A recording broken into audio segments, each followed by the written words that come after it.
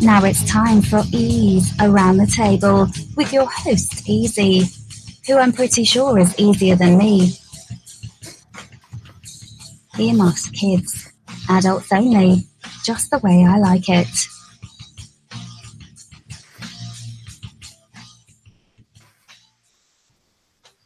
All right, I'm here, but I'm getting echo, and I am testing out new equipment. So I don't know if somebody in the chat room is hearing that. If not, I need to pause. Anybody have any idea where that's coming from? Test. Let me. It might be being a terrible internet connection. I'm gonna move my stuff to. No, it's not echo from you. I'm hearing myself repeated, so it's almost like someone's got YouTube open or one of the other things. I'm testing new equipment today. Oh. Better now? Nope. You guys only hear me? I only hear you. All right. Anybody out there? Cha-Cha, you're out there. Are you hearing me twice? Yeah, me and Cha-Cha I can on the chat on my phone. I only hear you once.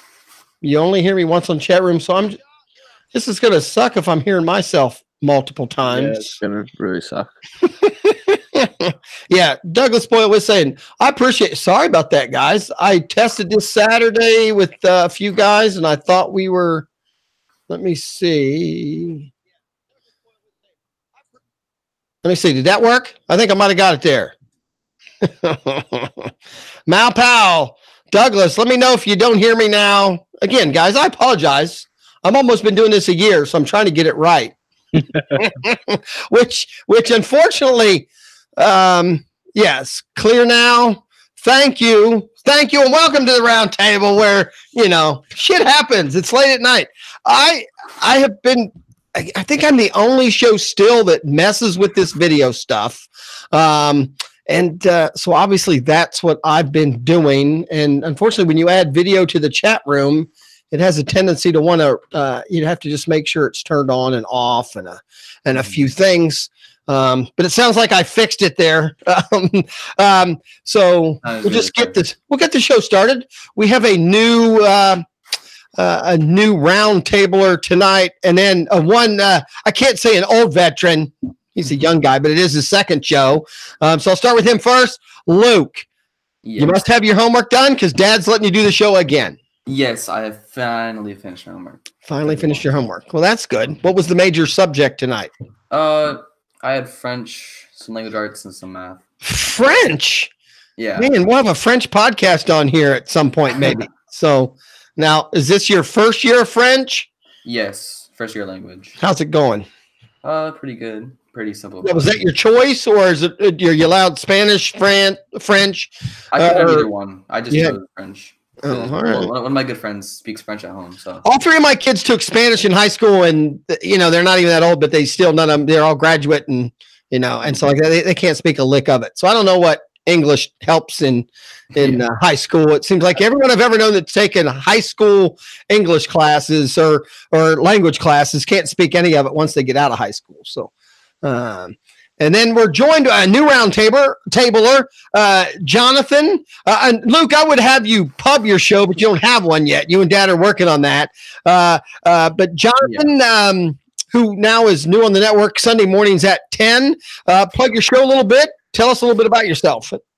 My name is John. I'm from Jersey. I'm basically the biggest Knicks, Giants, and Yankees fan you'll meet, literally and figuratively. Knicks, Giants, and who? Yankees. Okay. A little celebration with Mo right now. The Giants. Are we talking like the San Francisco Giants? Never.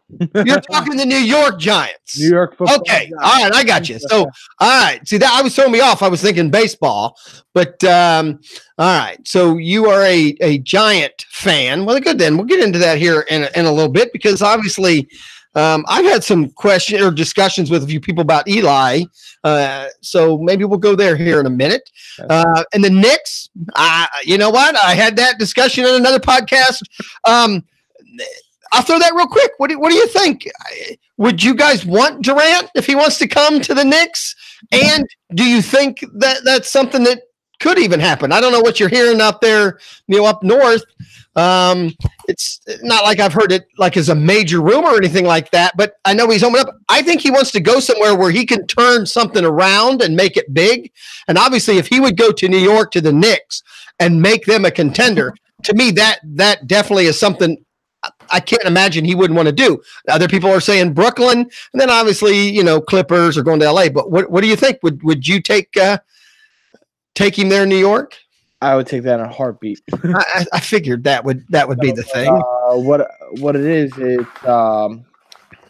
he loves KP. He calls him the unicorn, and he basically loves Kristaps Porzingis.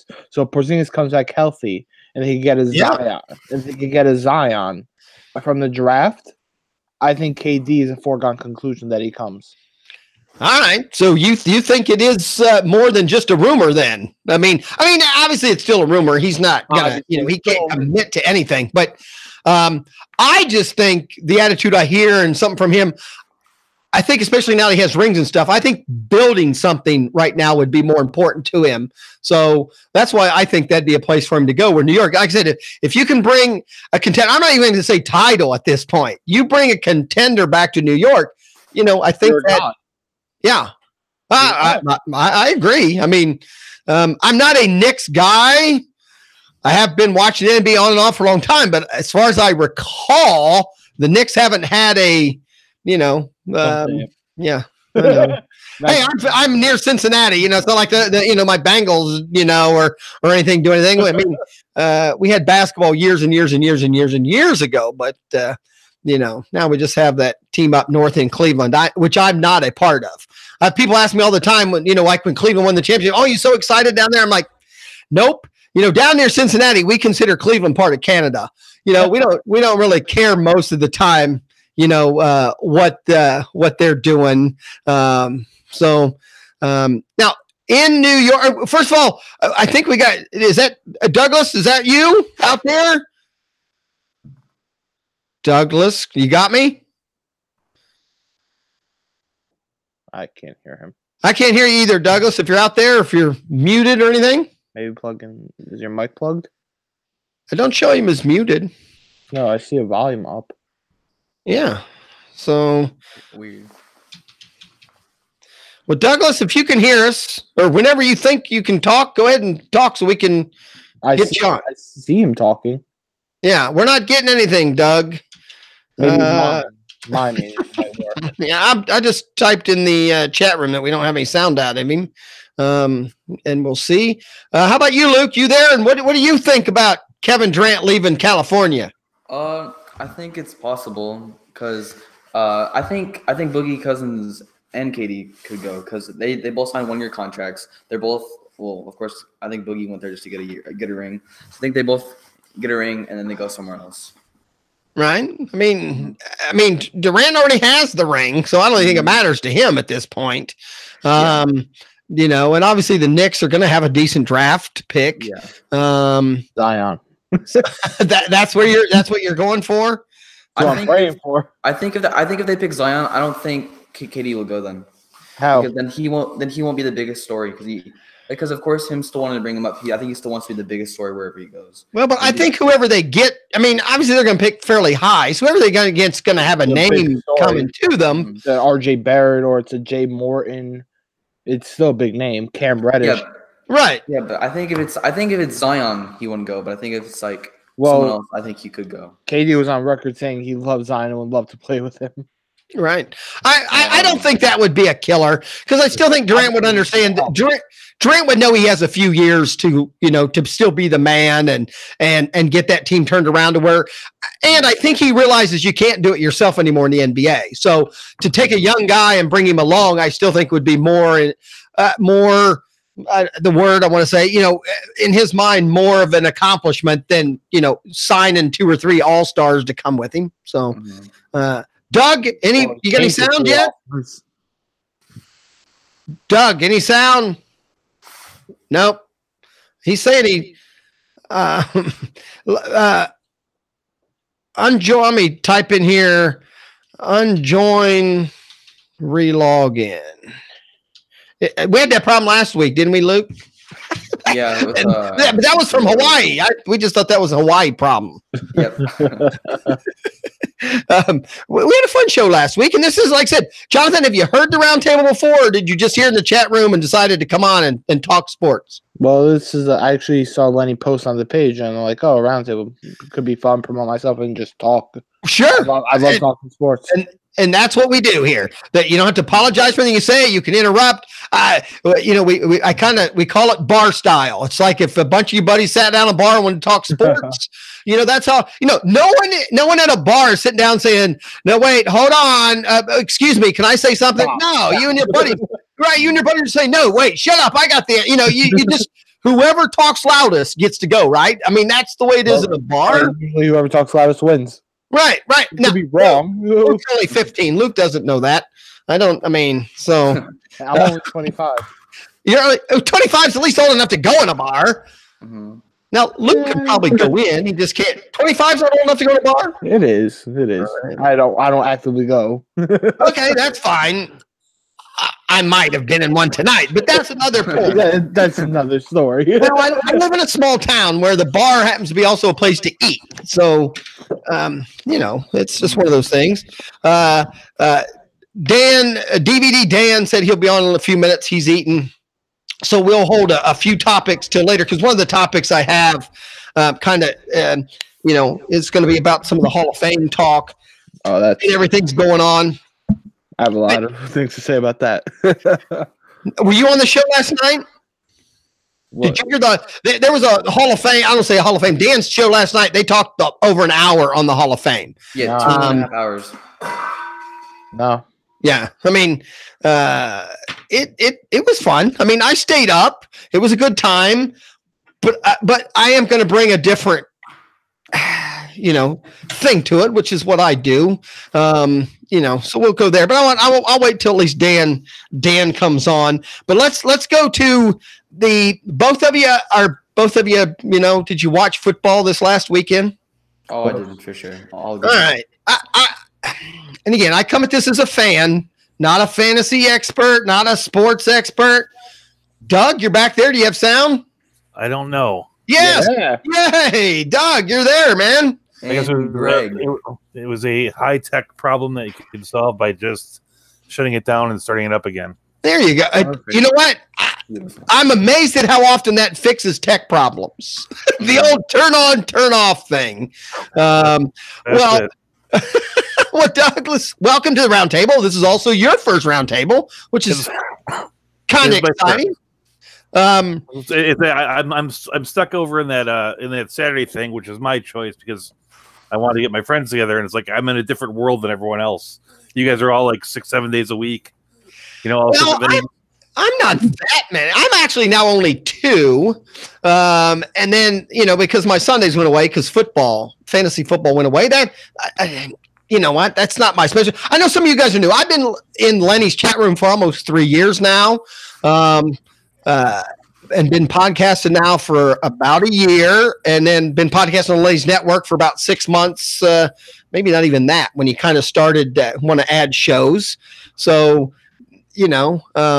it's been fun, but it's weird to be like the center point of a podcast. I mean, I've done a little bit here and there over time. Like I'll be that guy that fills in 2 weeks a year on a friend show, something like that. Sure. And to be responsible for an hour of reasonably entertaining stuff it was a lot of pressure. But now I got 3 weeks under the belt. I feel pretty good about it. I think last week's show. Plug your show. I do the Saturday morning dugout. It's 10 o'clock every Saturday. That's Eastern time. Goes from 10 to. We actually have it clear until 11:30, unless there's something impromptu after us. This week, actually, Lenny is doing a 9 o'clock Saturday show, trying to probably give me a little bit of a lead in. Because everyone will jump on. He'll do that. Lenny will make a difference in your audience. I've had Lenny even on the round table a couple times, and I'm amazed that the listenership or viewership, whatever it is, goes up. I mean, so I'm expecting us to jump from like 4 to like 10, right? Listeners. But we are the highest rated Saturday morning show on this network. Hey, there you go. You're Saturday morning, Jonathan. You're Sunday morning. So you guys have our weekends covered, which is great. Sunday morning and Monday night. Monday night. Now, Monday night, have you done a Monday night yet? No, Monday night. I just set up with Lenny today. Great. So Monday's my. Hey, look at me on the radio. If you're watching YouTube, you can tell I'm a 6-foot old man, but I do go balling every Monday night. I played basketball Monday night and 10 p.m. though, so you're good. 10 p.m. All right, I get home about 9:30ish, so I'll have to get on there. And then, so you're going to be leading in Dan's show then. DVD Dan goes late. I love the late shows. If you've listened to me long enough to know, Mrs. Easy.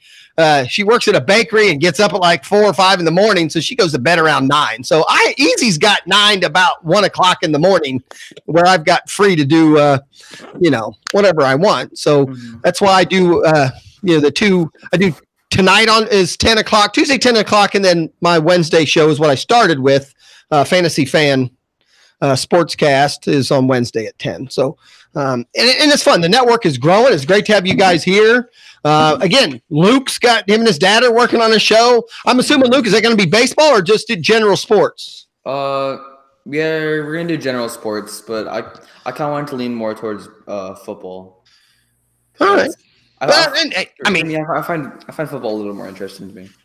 I lean towards news, kind of unique things sometimes more. We actually last Wednesday we talked a little bit about rodeo. I mean, I think of all the shows I listened to on Lenny's network or even on Sirius, I was the only one that brought up, and not that a rodeo guy died in the during a sporting event. I mean, to me that's news and no one covered it. I mean, I've been a race car guy for a long time.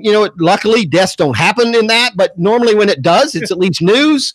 I realize in basketball, hockey, baseball, deaths aren't part of it really, but if someone risks their life for my entertainment, I'm going to mention them on my show. And I do watch, I said it last week, my wife's family is country people and, farmers and all that. So they've always been bull riding. We always watch bull riding when it comes on TV and all that. So, people don't realize that, there are sports out there that are dangerous. You're saying you'd like to have more sports people die? No, Douglas. That's by far what I'm not saying that. What I'm saying is, we just brought it up, and I'm not even saying that's a good thing or bad thing, just other than, I listen to local sports talk. I listened to some Sirius XM and a few other things, and on ESPN, obviously they had a little thing on it.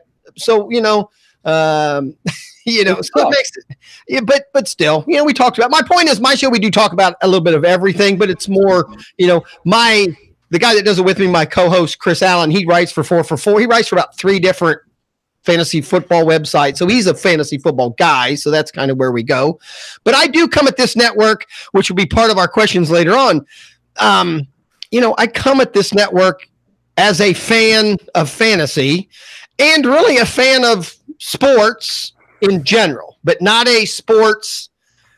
And it makes it hard because I'm not a fanatic. And some people don't get that especially this chat room. But because obviously sometimes when we like to view things the way we view it and we think we're more normal, and sometimes people don't realize that it's, a little bit, again, people on this website when it comes to baseball are more fanatical than others. So when a normal person just says something, they like, no, you're wrong. Jump down their throat. Right, you're wrong. That doesn't count. No one cares. And unfortunately, they need to sometimes stop and realize, no, if that's what the majority might think, then maybe it needs to be talked about or discussed, or at least that opinion, When I put together my show for Saturday, I actually was thinking like, boy, I can bore the hell out of people with fantasy talk.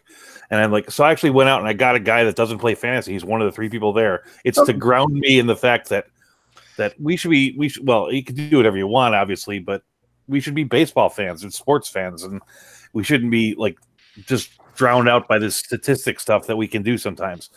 It's like we speak another language that nobody else wants to hear. Right, I agree. Well, we definitely sometimes dive into it too deep, which Ian is back to my show, me and Chris. That's why it's called a Fantasy Fan Sportscast, because I keep Chris honest, because on some of these shows you listen to, you hear the fantasy, in quotes, expert say something, and then sometimes as a fan, I gotta say, wait, time out. time out. You know, are you just saying that to get me to listen? Are you just saying that to get me to, you know, think? Or do you really give a shit? Or you know what? I need more facts than just what you threw out there because I think it's not right. Now I see that we have someone in there. Greg, is there? I see no video or anything, but Greg, yes. do we have? Yes, I'm here. I don't know how to use my video really. Sorry about that. I'm actually a blind guy, but can you guys hear me okay? We hear you great. I just happened to see the screen there, and I finally moved my mouse up and went, oh, there is actually someone in the square. Greg, what are you from the chat room? Where? Yeah. I've been in Lenny's chat room mainly in the mornings, mainly for Lenny's show in the mornings is fantasy baseball, and Lenny called me up on the phone actually one time, as I'm sure you guys are familiar with, as he often does, and he said, "Hey, do you want to be on the podcast sometime?" And actually, he asked me if I wanted to host a show on his channel, so I'm working on content for that show right now. Probably a fantasy sports show or something of that. But I'm like you guys. I'm a sports fan. I love sports. I listen to sports. I eat, sleep, and breathe sports. I just kind of course, I'm a Wisconsin sports fan. I'm a bit of a homer. I was getting ready to ask your location. Where you at in Wisconsin? Then I'm assuming. Yes. So I'm a homer. You know, Packers, Brewers, Bucks, who are actually doing good for like the first year in a long time. Right. What about college football or college? Are you a Big Ten guy? I do follow the Badgers somewhat.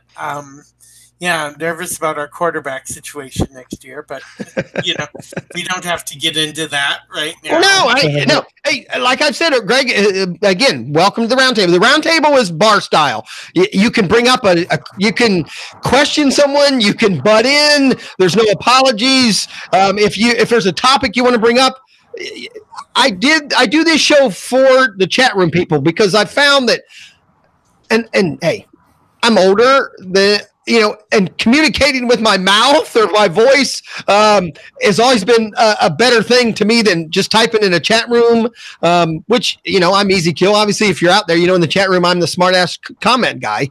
But, you know, yeah, okay, thank you. But, you know, I did this show so that we can get on and talk and bullshit a little bit about sports. You know, I mean, that's we do it later at night so we can say what we want. You know, so I mean, hey, it's great to have you on. You wouldn't be the first one to come on the roundtable first and then have a show later, or you know, it's already happened with a few people. We have Luke that's working that direction. You know, Jonathan, you've done how many shows now on your Sundays? Last week was my third show. Your third show? All right. Now, and you're on at 10 off 11 because me and Lou are looking to do, you know, we might butt into somebody on a Sunday now that we've got a lot of schedule, but we want to do a noon Super Bowl Sunday prop bet show. So we are kind of gearing that now. If we can, there's already someone scheduled. So suppose they're going to work, try to get it moved out to where, you know, noon Super Bowl Sunday. You know, me and Lou are hoping to do a prop bet show where we just kind of, you know, hey, we'll talk about some of the fun ones and some, you know, some of the different things. So when me and Big John started this on the weekends, he had the Sunday, I had the Saturday. We started the same week. That weekend schedule was full of stuff, and then people have just been departing left and right. Yeah, it happens. Weekends are hard. Weekends are hard. It's hard to commit. I'll be the first to tell you guys that. So, you know, it is hard. I don't think you have any problem getting that time. Right. Well, hey, like, I enjoy listening to you guys on the weekends. Like I already told Jonathan in the morning, I don't always able to get in the chat room because I am doing things, but I'll put the Bluetooth in my ear, and you know, as soon as the Mixler app beeps and I know someone's on, I'll turn it on and listen. Obviously, when you know last year, during baseball, Andrea and Lenny are on a lot on both days when they're not doing their Sirius show, or if they're on Sirius, I'll log into Sirius. That'll be the tough play for you guys later if you're doing 10 o'clock shows. on this network while Lenny's doing 10 o'clock or 9 to 10 on Sirius. Hey, talk about competition. That would be fun. Hey, let me tell you guys, it was fun listening to Lenny today. Even though he wasn't in Tampa for the FSTA draft, it was fun listening to him break down all the picks and all the auction. I guess that wasn't an auction draft; that was a 14-rounder. But I don't know if you guys were on there. I think some of you were, but I was there. It was just fun hearing him, and that's the joy of this network. Both the online, the host can be talking online, and then we can be chatting in the chat room, and the host can dialogue with us. And right now, I have no idea what's happening in the chat room because Cha-Cha and Tony Sincata are out there giving each other some shit, and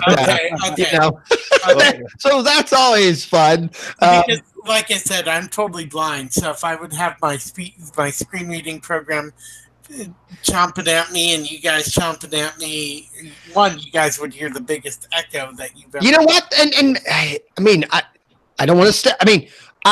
Am I allowed to ask the question? Being a sports fan and being blind, do you think you see sports differently than others? Oh, I think so. It's a general question. Do I see things differently because I'm a person who's blind? I think one of my favorite announcers ever, Bob Uecker, said, and I read his or listened to his book Voices of Baseball, where Pat Hughes narrated it, and it's a good book. Have read any of those books, but or that series. But Bob Uecker says, I was told by my mentor to narrate baseball games like I'm narrating for a person who's blind or visually impaired. So, like, there are still things that I have questions about, like in baseball or football. Like, I have a lot of questions, like what does it mean when you sack the quarterback? Like, does it mean you literally grab them by the shoulders, and what's a legal sack and what's an illegal sack? So I've questions about some of those things, but right. I mean, it's obviously a unique thing. Then I guess that leads me down to first of all, Chuck, welcome there. I mean, not to interrupt Greg, because I'm going to get right back to you. Chuck, welcome. I mean, you're my regular. We have a bunch of new people tonight, so you know what? Feel free to talk when you can. Not a problem. I see that there's plenty of new faces tonight. I was running a bit late today, but that's all right. You got plenty of people to keep you company. And that Chuck is that guy in the chat room, for you who don't know. Greg, do you have a handle in the chat room? It's just my name. Just Greg? Okay. For right now. So, yeah. Right. Trust me, if I'd have known that Easy Kill was going to be my thing when I signed up 3 years ago, and I'd be doing a show, might have come up with just my name. And now, if I changed it now, every once in a while, someone will say something on one of my shows and it'll call me Mark. And then someone in the chat room goes, who the hell are they talking to?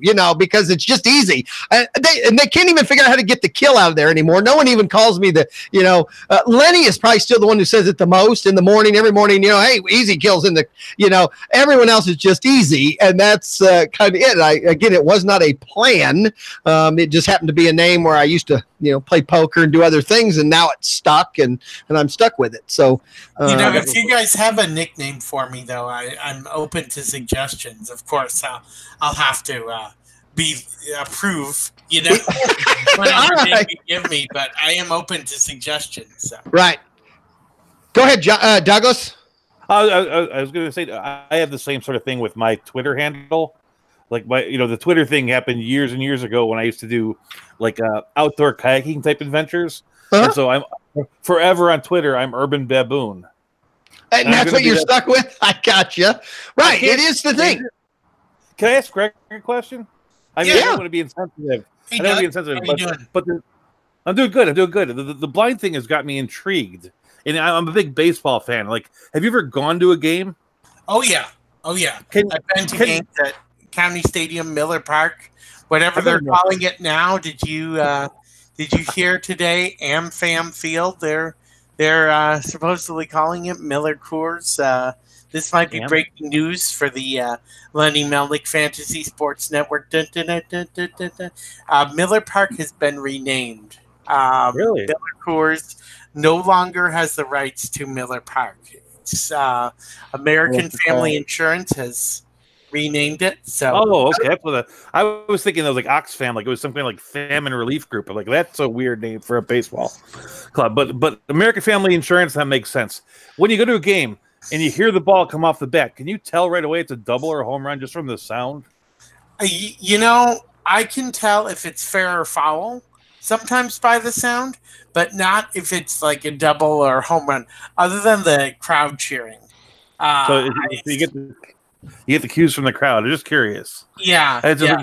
To me, I And- mean, like to me, the sound of the bat on the ball is so distinct in my head. And if I had everything else blocked out, I was just wondering if it'd be sort of like, I don't know, some kind of. Well, then I'm going to ask. And if the guy stands up next to me, I know it's like a home run that we did something good. So, Jonathan, I'll just ask you because I mean, do you go to quite a few Yankees games? I go to a lot of Yankee games. Okay, could you imagine blindfolding yourself or sitting there? Do you think? I mean, Greg, again, I don't want to. I mean, it seems like an interesting thing to do, maybe, but to the fact if you could just tell by the crowd what's happening. Do you think that's something you could do after going to a lot of games where you can see? Do you think if you sat there without seeing, could you get any idea what's going on? No. And I think it would be scary because I usually get seats that are low, and so I would be afraid to get hit by a foul ball. I mean, obviously that is a concern. Luke, what about you? I mean, as a young person, I mean, could you even imagine? I mean, sports, I kind of agree. The senses that you get, especially at baseball, I think are different. Maybe, I mean, versus other sports. Maybe that's just because my bias a little towards baseball. I've just always felt a baseball stadium seems a little different. But Luke, could you imagine? I mean, do you go to many games out there in California? I go to like at least a few, like 1 or 2 a year for sure. But I agree with you about baseball. I feel like I think I could tell baseball differently without looking in football. Because football, I think it's a sport. Like you have to kind of right. I'm going to go, Greg, real quick though. Before we go off this topic, I'm more curious because it is even part of what happened this weekend, and I've heard different radio calls this weekend. The difference between, again, because of not being able to see, you 100% have to rely on the announcers because, you're up in Wisconsin, and obviously there's, you already said, Bob Uecker, but the difference in Homer announcers versus national announcers, do you get a better sense of the game and what's going on with a national guy or with a local guy? I don't know. Probably the national analysts, but the national analysts a little bit, just because, I'll give you an example. We've got Wayne Larrivee and Larry McCarron who call the Packer games, and Larry McCarron, also known as The Rock. I don't know if he's in the Pro Football Hall of Fame. I would think he would be, but he did play for the Packers at one point in time. And he's kind of a homer, though, in that he screams when they score a touchdown. And so, yes, I do get, versus when I listen to Kevin Harlan and, let's say, Boomer Esiason, who is no longer calling games on radio. I guess he does like 1 or 2 a year now. But anyway, when I listen to him, Boomer, or, you name the commentator, James Lofton, or... Right, the national radio guy. I do get a different perspective. Right. Yeah. Yeah. I mean, I because obviously that's part of what you hear when things go wrong. Obviously, national guys are more open to just both sides, where the local guys are obviously feed the information a little more negatively or positively, which is and again, welcome DVD Dan. What up, guys? Which again, you have a show. I let everyone kind of give their shows, but you're now you're pretty regular now every Monday night and Thursday night, right?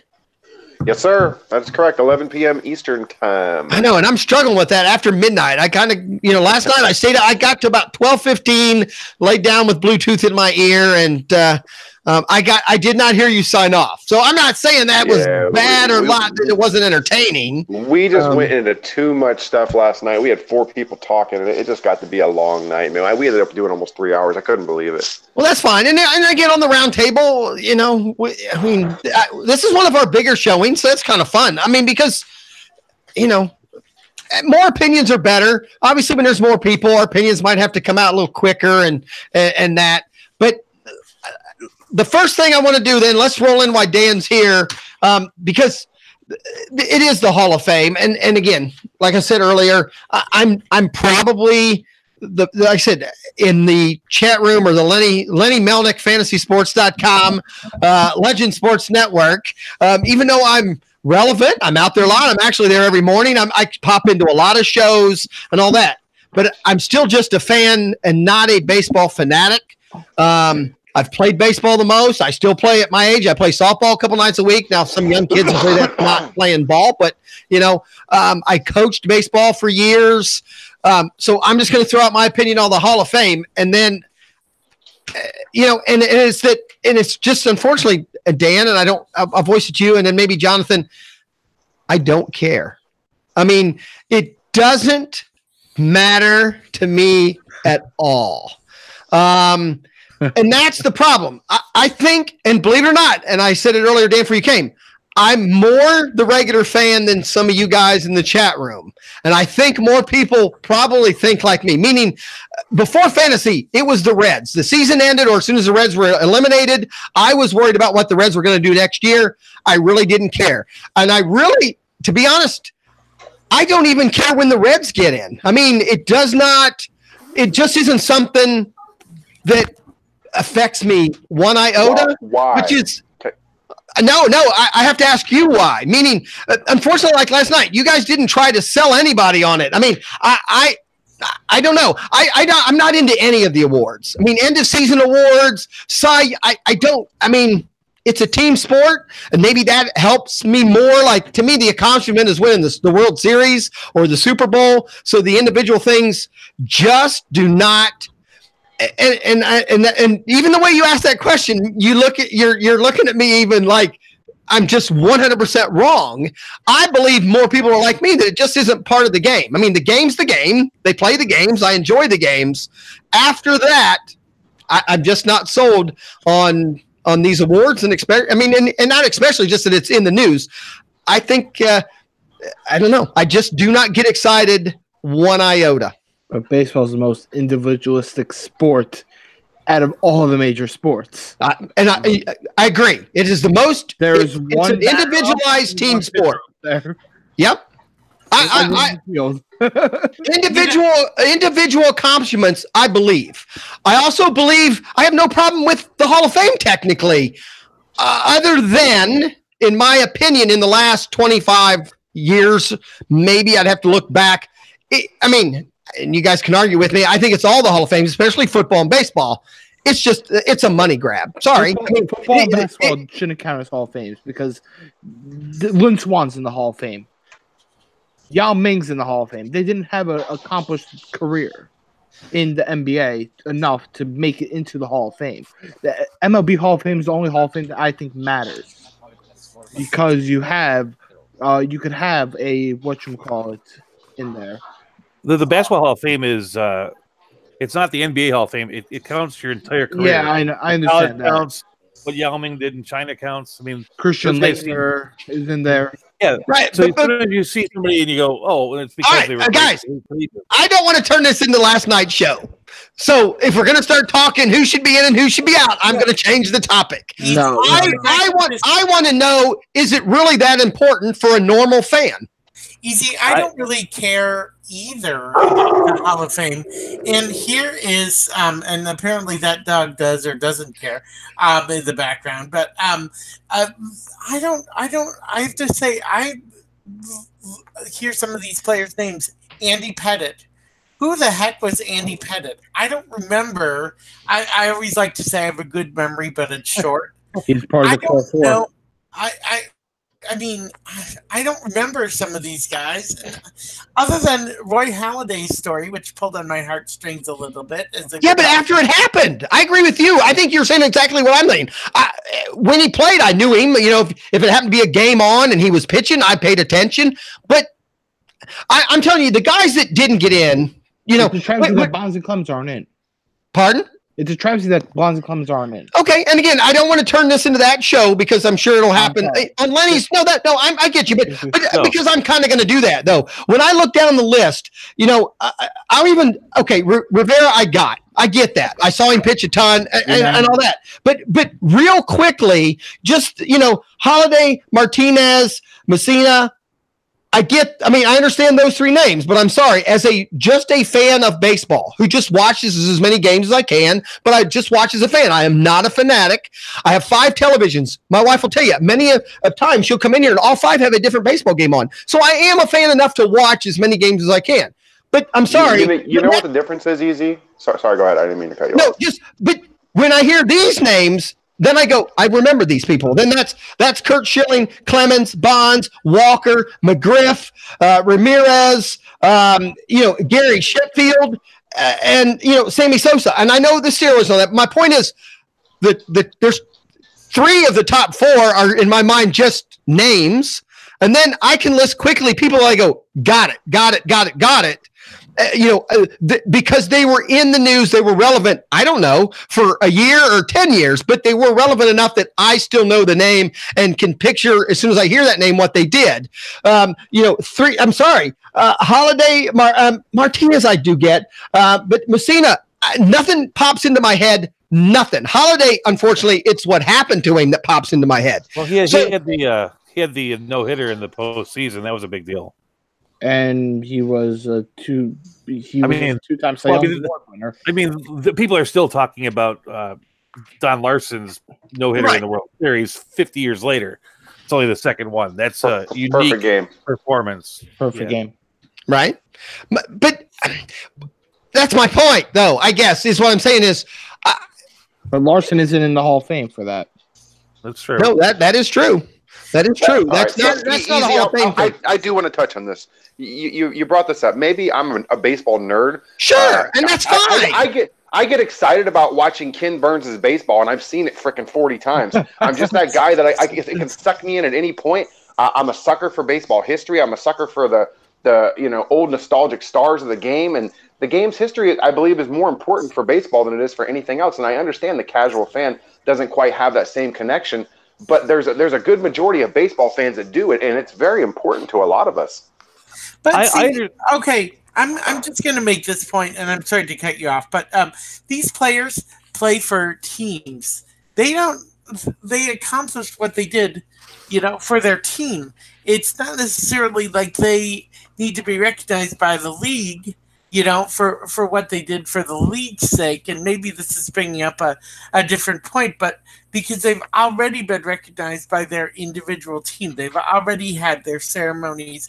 So why do we need to have a whole different ceremony? I'm not against the ceremony. I'm not against there even being a Hall of Fame. I just think they've made it so commercial, and that's maybe where I really get undersold now, where they have to put people in. Especially NFL, it's a show. They have a game. They cannot not put someone in any year, and baseball's now done that. It's and I'm sorry, there's money involved. They're going to put people in. So I have no problem with a Hall of History or a Hall of Fame even.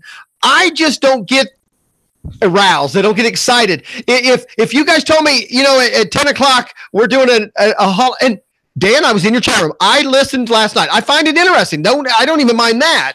But at the same time, if you told me while your show was on, Lenny was going to be having a draft and talk about fantasy people, immediately I go, I need help. I want to hear fantasy people. I mean, that's my point. If it's my option and it's on, which local sports obviously had it on today. They were talking about Hall of Fame. ESPN had it on. I mean, it's a big deal. And obviously they do it this time of year to steal a little bit. They specifically do it this week to get a weekend before the Super Bowl.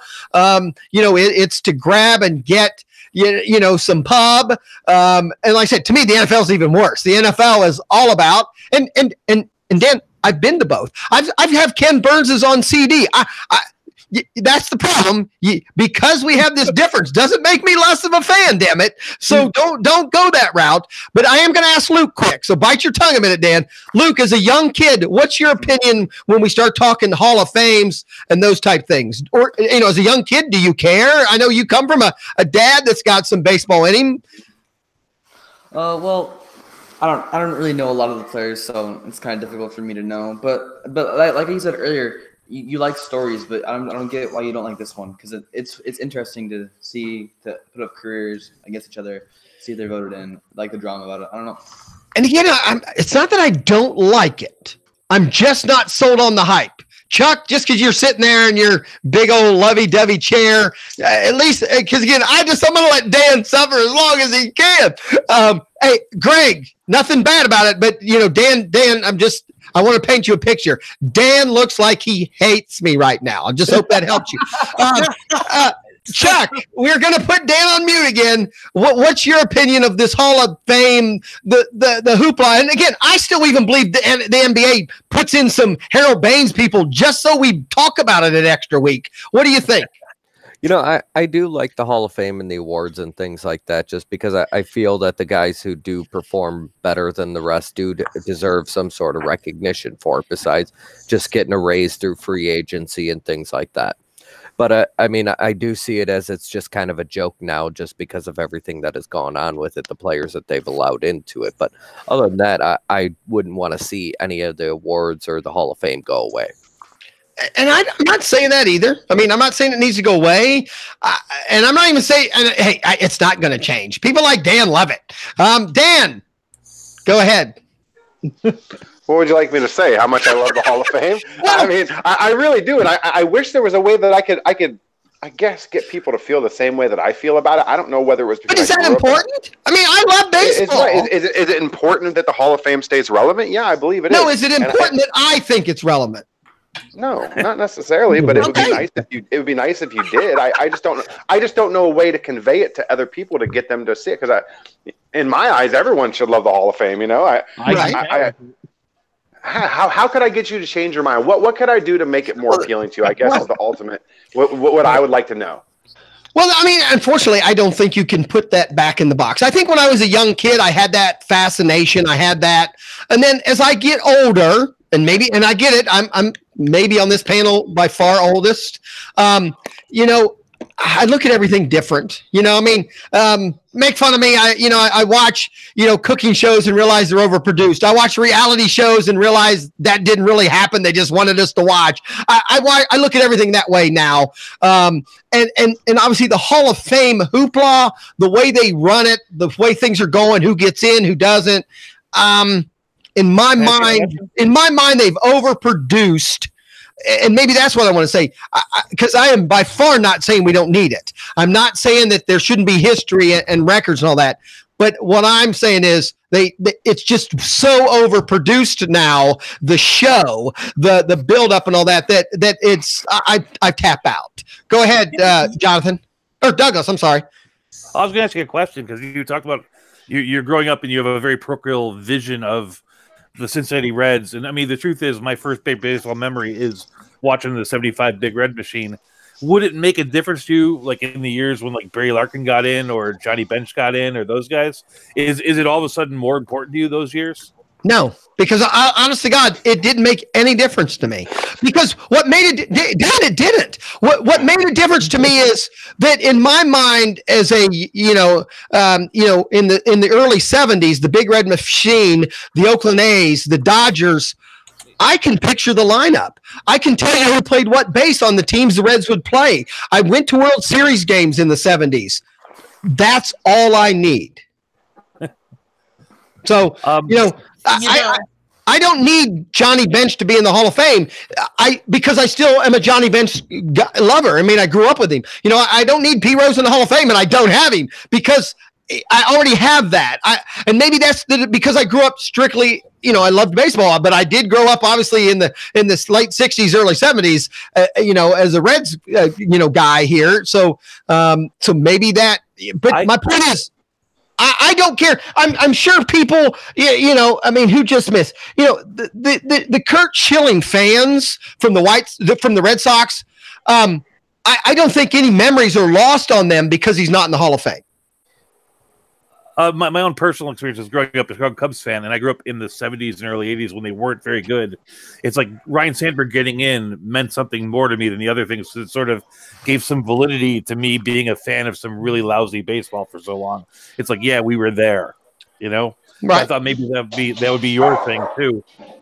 Hey, Dan. No, I mean, obviously, you know, I mean, it's even junior, you know, I mean, you know, I watched his dad, you know, and I think, in my opinion, for you know, a period of time, he was the best baseball player to ever, you know, to ever play.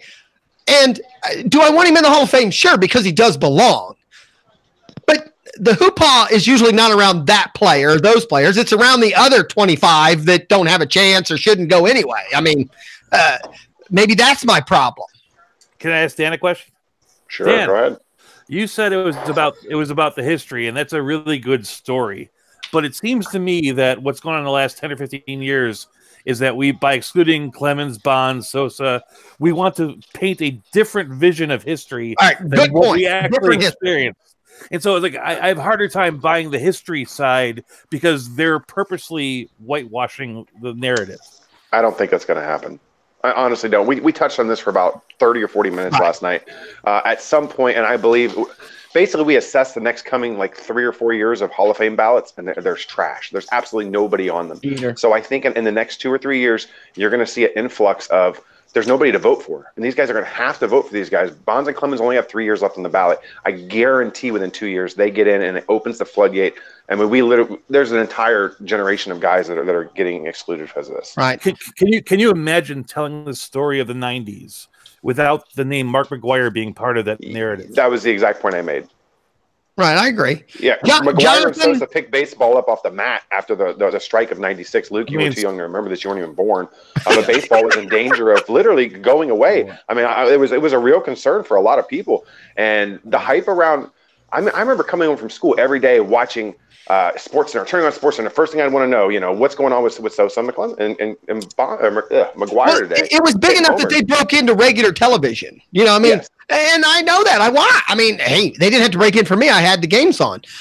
Jonathan, I'm going to go to you because obviously you come from a city where, you know, the Hall of Fame's full of Yankees, damn it. Does that make it more or less for a Yankees fan? Meaning, you know what? If you don't get in, that's all right. We already got 47 others in there. Or vice versa. Is it the other way around that, you know, or are you just one of those that get excited just because for two weeks to a month you have a baseball thing to talk about? I get excited because I watched Moose and I watched Mo bring me so much joy, and them getting in brought me even more joy. Okay. I mean, because Moose getting in, I didn't think he could get in, but finally he was a compiler. That's what Moose was. He was a compiler. And Moose had too much gray ink not to get in. Thank you. But he did compile at the end. I'm no argument for me. I agree 100%. And then Mo being the first unanimous Hall of Famer was a joy to me. All right. I'm hoping Jeter's the second one.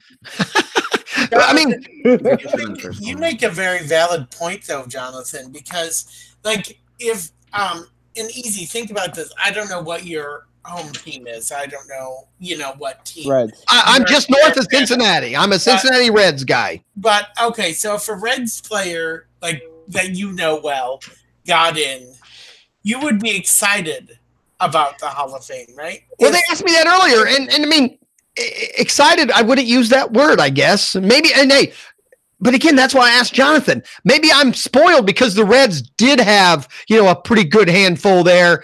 And to be honest, if I'm going to bump to Dan's side of the bus just a little bit, you know, the Tony Perez would be the one where, as a Reds guy, yes, he was a big part of the Big Red Machine, but he was, hey, when people mention the Big Red Machine, it takes a few names before you get to Tony Perez, who on any other team would have been the superstar, so, but even then, I just, I remember going, hey, that's cool, he got in, but the 30 days before that, I did not, I just didn't feed on the hoopla or anything. I just was excited to get in. Maybe it's because I know I have no control, and I've learned that as my, that I just enjoyed it. So I don't know. Or anything that happens in sports. Right. But my thing is, and that's kind of why I brought it up, because and that's why I didn't come on show last night, Dan. I didn't want to fill your show because I think people like Dan that are even in this chat room when I brought this up in the past about awards in general, like Cy Young. People say something, I say, I don't care. Even if a Red gets a Cy Young. Votto got the MVP, what? I could have cared less. The word care less isn't right. I just don't care. But because... Tell me if Sonny Gray doesn't get the Cy Young next year, you're not happy? No, I will be much more happier if the Reds are playing in a World Series. That gets me... Better chance of Sonny winning Cy Young. No, that gets me excited that he probably won 22, 24 games, and those 22, 24 games I was hopefully watching and enjoyed. Maybe that's my point. Dan, and that's my problem. I'm not even doing this to arouse people. It is 100% my feeling. I just, I'm a 10 guy. Let's go Reds. Let's get to the World Series. I don't care if any of you win anything. Like I said, I'm still a Votto guy. He played for the Dayton Dragons. I sat. He was on the field. I have access to seats that are right behind home plate. When he came back and rehabbed and played with the Dragons, he literally was 4 feet from me swinging his warm-up bat. And I love seeing all that. But the fact that he won an MVP, great. You had a great season. You helped my team. Thank you. And I kind of, and that's where I kind of end. I'm going to ask Greg, it's back to Aaron Rodgers right now. I'm assuming with Aaron Rodgers, he's going to be in the Hall of Fame. So why do we even have to worry or talk about it when it's that time? I don't think so, because we know he's going to be there, but I think it'll excite the Green Bay community, because it's a player I know, that's going to be in the Hall of Fame, like Aaron Rodgers. Yeah, I think it's just exciting. Okay. To identify with the players that we know well and to celebrate, for them and celebrate their accomplishments. So maybe I'm turning my tide on this, because I think about it from a Homer perspective, if Christian Yelich in a few years gets the Hall of Fame, if Lorenzo Cain gets the Hall of Fame, yeah, of course I'm going to be excited. Right. I don't know if unfortunately, the Hall of Fame talk, I think, bored Luke to death. Easy. Can I ask you a question real quick? You sure can. Are you the kind of guy that buys players' jerseys? Nope. Okay, so that sums it up for me right there, because I'm the opposite. I'm the kind of guy who will buy a player's jersey. I'm a fan of players. I collect their baseball cards or their figurines or posters or whatever. Dan, I had a huge I collect autographs. Collection. No, well, I'm just saying. So, but I know it may go to the type of person that you necessarily are because of what you're saying. Right. Easy's the type of guy that will make people talk 30 minutes about something he really doesn't like. Well, no, because I do like it. I do like it. That's the point. I think some people, I'm just different. Here's my problem, where we kind of went very early on, and I'm in the wrong audience. I still think I'm in the majority. The problem is you guys are in a chat room and on shows with the majority that are on your side. So, and I think that sometimes... I think you're right. And I think that's lost on people. So what happens is we end up having shows and talking about stuff, even when it comes to fantasy, which is back to why when me and Chris do our show, I will stop and go, come on, time out. I'm a fan here. That seems like bullshit to me, because I want to come at this as a fan, and I still believe I'm more on the casual sports fan side than I am, the fanatical side. So, and that's kind of what so that's why I want to bring my opinions sometimes, even if it starts a little bit of an argument. And I don't even think this is a wrong or right thing. I mean, you guys went an hour and a half, almost 2 hours arguing about who even gets into the Hall of Fame, let alone argue if there should be one. But, but I am not and I think Dan kind of hit it. When Greg said it, when he was, Greg, and the way you painted the picture of, you even painted the picture as Aaron Rodgers is your buddy. See, I don't have that. Pete Rose was never my buddy. Johnny Bench was never my buddy. They were great players on my team. You know what? And maybe that's it. I'm not an autograph guy. I wouldn't walk across the street to interrupt, even my favorite fans. You don't walk across the street to shake your favorite player's hand. No, I wouldn't. Because I'm more of a, and people would question this. I've been more than one place with Pete Rose where you either could get the autograph for free or even I've been a few times where you pay for it. And I'm not a bother anybody. I'm not I don't know. I separate two things. I let the player be a human being, and I assume he doesn't care, what I did today or had for breakfast. So I don't think I should care what he did today or had for breakfast. He did stuff on the field for my enjoyment. I'm happy with that. I mean, I think you're in the minority in that sense with the not like going across the street and shaking your favorite player's hand or even a player that gave you some sort of enjoyment. Okay. Chuck, where are you on any of this? Are you an autograph? Let's go with that. Are you an autograph guy? I am, but I'm like you. I'm not going to go out of my way to interrupt somebody's day to be able to get it. I'd rather go to the signing where the guy is actually doing it, so I don't feel like I'm just pissing them off for the day. That is 100% the opposite. That was the thing. Based on what Jonathan was saying, Jonathan, if and again, I mean, I don't even know. If Hall of Fame to be athlete is in front of my house, walking his dog and his dog's crapped in my yard and he's bent over and going to pick it up, I might say, hey, aren't you so-and-so? And shit, you're a hell of a ball player. I appreciate you doing what you did. I'm much more likely to do that. I would never stand in a line or pay or do anything like that. So, and I wouldn't interrupt them if they're eating or doing any of that kind of stuff. Even when I buy jerseys, I have multiple Reds jerseys. I have multiple Bengals jerseys. I'll be real honest. If I go to Dick's and there's a Bengals on there, I'll buy the one that fits and it's 70% off because I'm just wearing it because it's the Bengals. I don't care if it was Munoz on the back or Ocho Cinco or Andy Dalton. I wear, Duke Johnson. I mean, because the name doesn't mean anything to me, really, to a point. I'm a Bengals fan. You're more of the laundry person. Pardon? You're more the laundry on the back, not the name on the back. Sure, definitely. So, now that being said, I do have one autograph. I have Joe Montana. And to be honest, there was no line. He's the Notre Dame fan? Huh? No, I hate Notre Dame. Right?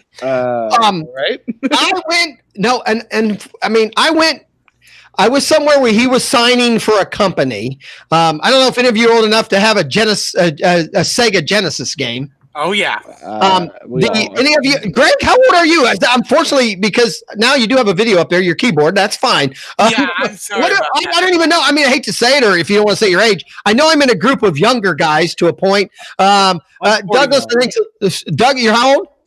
49. If you don't mind. Oh, 49. All right. So we're closer. I'm 47 or 57. I'm 57. I'm about to be 41. So okay. Oh, so all right. So me and Doug or Douglas are closer there. So, but no. So yeah, the Sega Genesis came out, and it was I think Barry Sanders, it was four sports people on the cover, and Joe Montana was truly sitting there. It was towards the end of an event. He was by himself, And I only went over for one reason, and that was to make a smart-ass comment. So if you're in the chat room enough to know, even back in the late 90s, I was a smart-ass.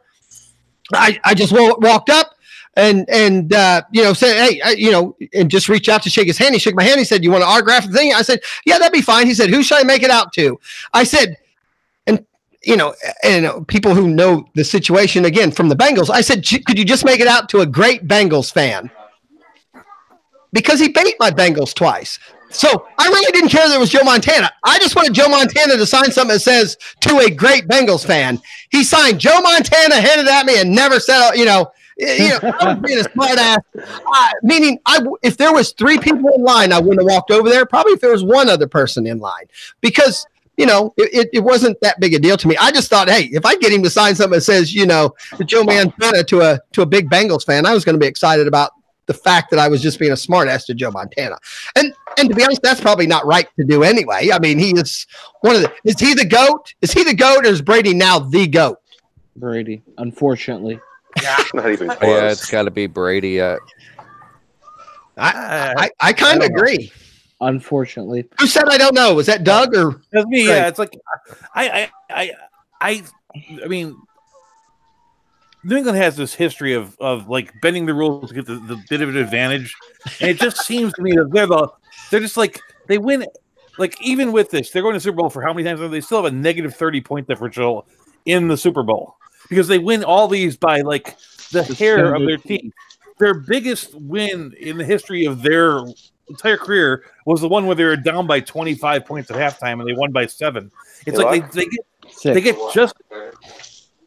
Yeah, they just get just enough done to win these things, and if you take out all these little things along the way, like they win a coin flip to get to the Super Bowl this time with 2 passes to a guy that had spent 2 big third down conversions to a guy that spent time suspended for taking PEDs. You go back to the snowplow, the deflated football, all the times they were spying on people.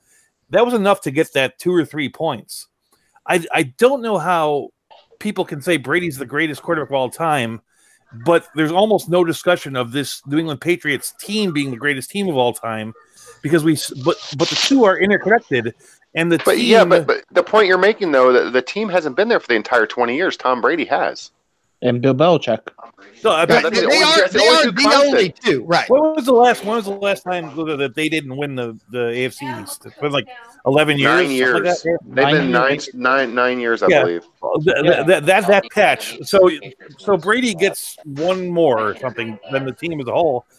I don't know. I mean, there's no doubt he's in. There's no doubt he's in the grouping, but he's in the grouping. Well, how big a group are you making? I'd be curious. How big a group would that be of GOAT quarterbacks? He's been to more Super Bowls than any other franchise. Yeah. I mean, it's ridiculous. But he's done it by the skin of his teeth every time, and every time he's been aided by bending the rules. It's like if Bill Belichick or Tom Brady had been born with the slightest modicum of a moral compass, we'd be talking about 2 Super Bowls. All right, Jonathan, I will give you 1 minute, but it's my show. Douglas, I don't know if you prefer one or the other. I'm sorry. Here's my argument against that a little bit. And I'm not a Patriots fan, but the problem is when I always hear this they called him doing this, called him doing that, called that. Well, that's because no one's checking what Tampa Bay's doing. No one's checking if Cleveland's watching videotapes. My point is everyone says that, but they only seem to catch winners cheating. So is it that everybody cheats, but winners are being watched more? That's kind of the way I feel. And my question is, when I hear the word cheating, what they did, I question that a little bit. Bending the rules versus cheating. Oh my God, Parker. It'd be one thing if they won these games by 10 or 14. None of these games that they won were decisive wins. Yeah, but that's the Patriots, right? Jonathan, you had something to say. Get the modicum of an advantage any way you can. Doesn't matter if they have to kill your grandma. Their game plan is to win by 1. I believe Belichick's game plan is to win by 1, as long as it's winning by 1. Jonathan, you were going to say something. Go ahead. Something about Eli or your Giants. His modicum is to win by 1 unless he plays the NFC East team. You're right. I get that. Listen, that David Tyree catch, Mario Manningham, Eli bested him. He's 2-0. Yeah, I agree with that. Greg, what about you? Do you think Aaron Rodgers is a part of this GOAT talk? I don't know. I mean, he obviously Rodgers this year he didn't play as well, as he has in past years, and whether it was the injury, whether it was the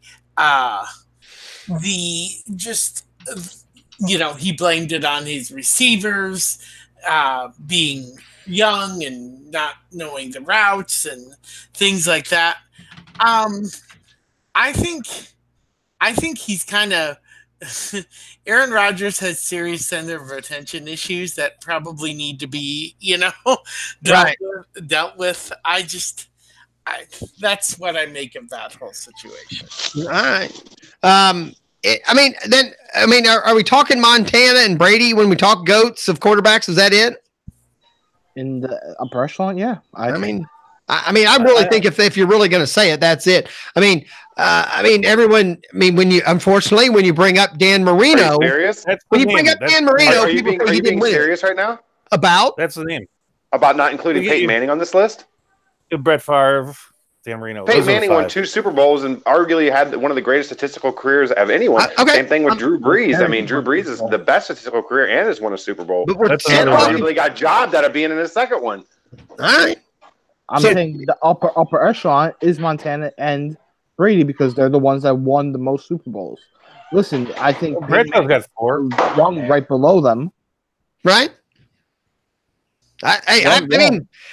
Again, this goes back somewhat to my Hall of Fame thing. I'm allowed to talk on this. I really don't care. Again, I'm a team guy, so these kind of things don't matter to me anyway. But I have noticed that this week, and I said it last week, as an older person, normally as quarterbacks get older, and I'll bring up Manning, when he was with Indianapolis and all that and winning, a few years in a row, he was hated a lot more. As he got to be older and was barely hanging around and, came back, then everyone loved him. Tom Brady isn't getting that. As he's getting older, more people hate him. But is that because he hasn't even lost a little bit? He doesn't lose. More success. Right. So now I had a few people today, that I saw, talking about this, that Brady had a terrible year. He was off this year. And I every time I see that in the chat room or I hear on the show, my first question is fantasy ? If you have if you're a fantasy player, you can go Tom Brady had a terrible year. If you're just thinking regular football, he won a lot of games. I don't think you can say he had a bad year, right? It's so funny you say that, Easy. So yes, I drafted Tom Brady in one of my big leagues, and I didn't win directly because of him. And then I watched him torch through the playoffs. And I said to Dave, and I'm like, Dave, where has this guy been all year long? How does he just show up like this and go after? It looks like he was a world beater. No one was going to stop him in that game. Because him and Belichick do just enough to win by 1. And I think that's where Douglas was saying. But I think that's their game plan. Nobody to win by 1. Yeah, they were beaten by teams by 50 points 5-10 years ago.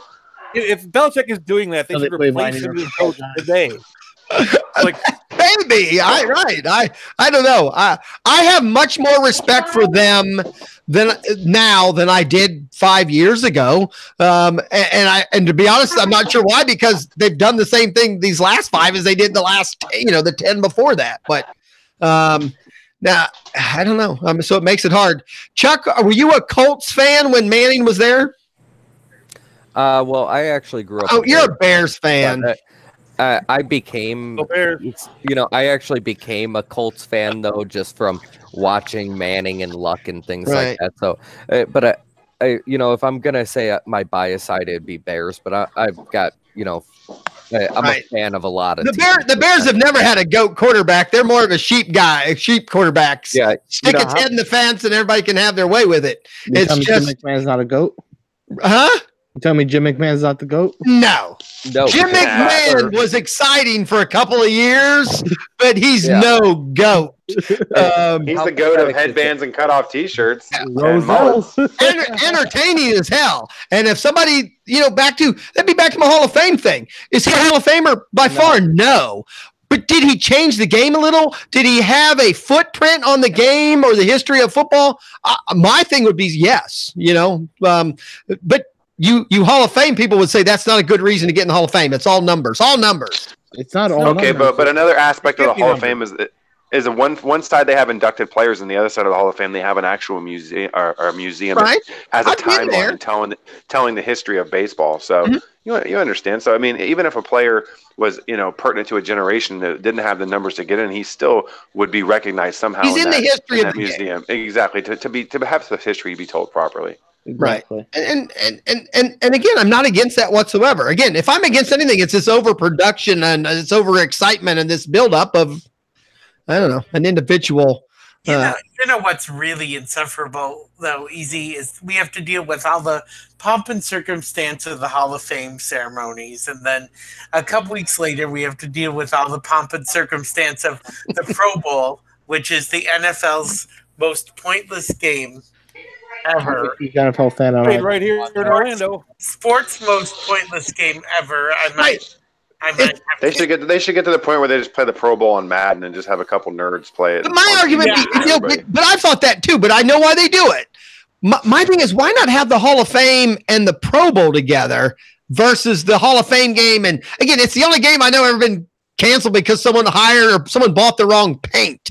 I mean, they actually canceled a game because the wrong paint was purchased. So that tells you it really doesn't matter much. But they get TV revenue for that game and for everything else. I mean, again, it's, I don't know, but some would say good or bad. The NFL, though, actually puts in some weirder people than baseball does, actually, you have to in football because there's so many really good players in football that accrue really no stats. Right. Your defensive linemen, your offensive linemen, even your better cornerbacks will have nothing. And like Deion Sanders, I think he has like 9 tackles his entire career, something crazy low like that. Right. So they have to do it by a more subjective method. And I wish the baseball would look at some subjective things sometimes myself. Right, but what's wrong with somebody who changed the game, even if it was for a less amount of time than Dan?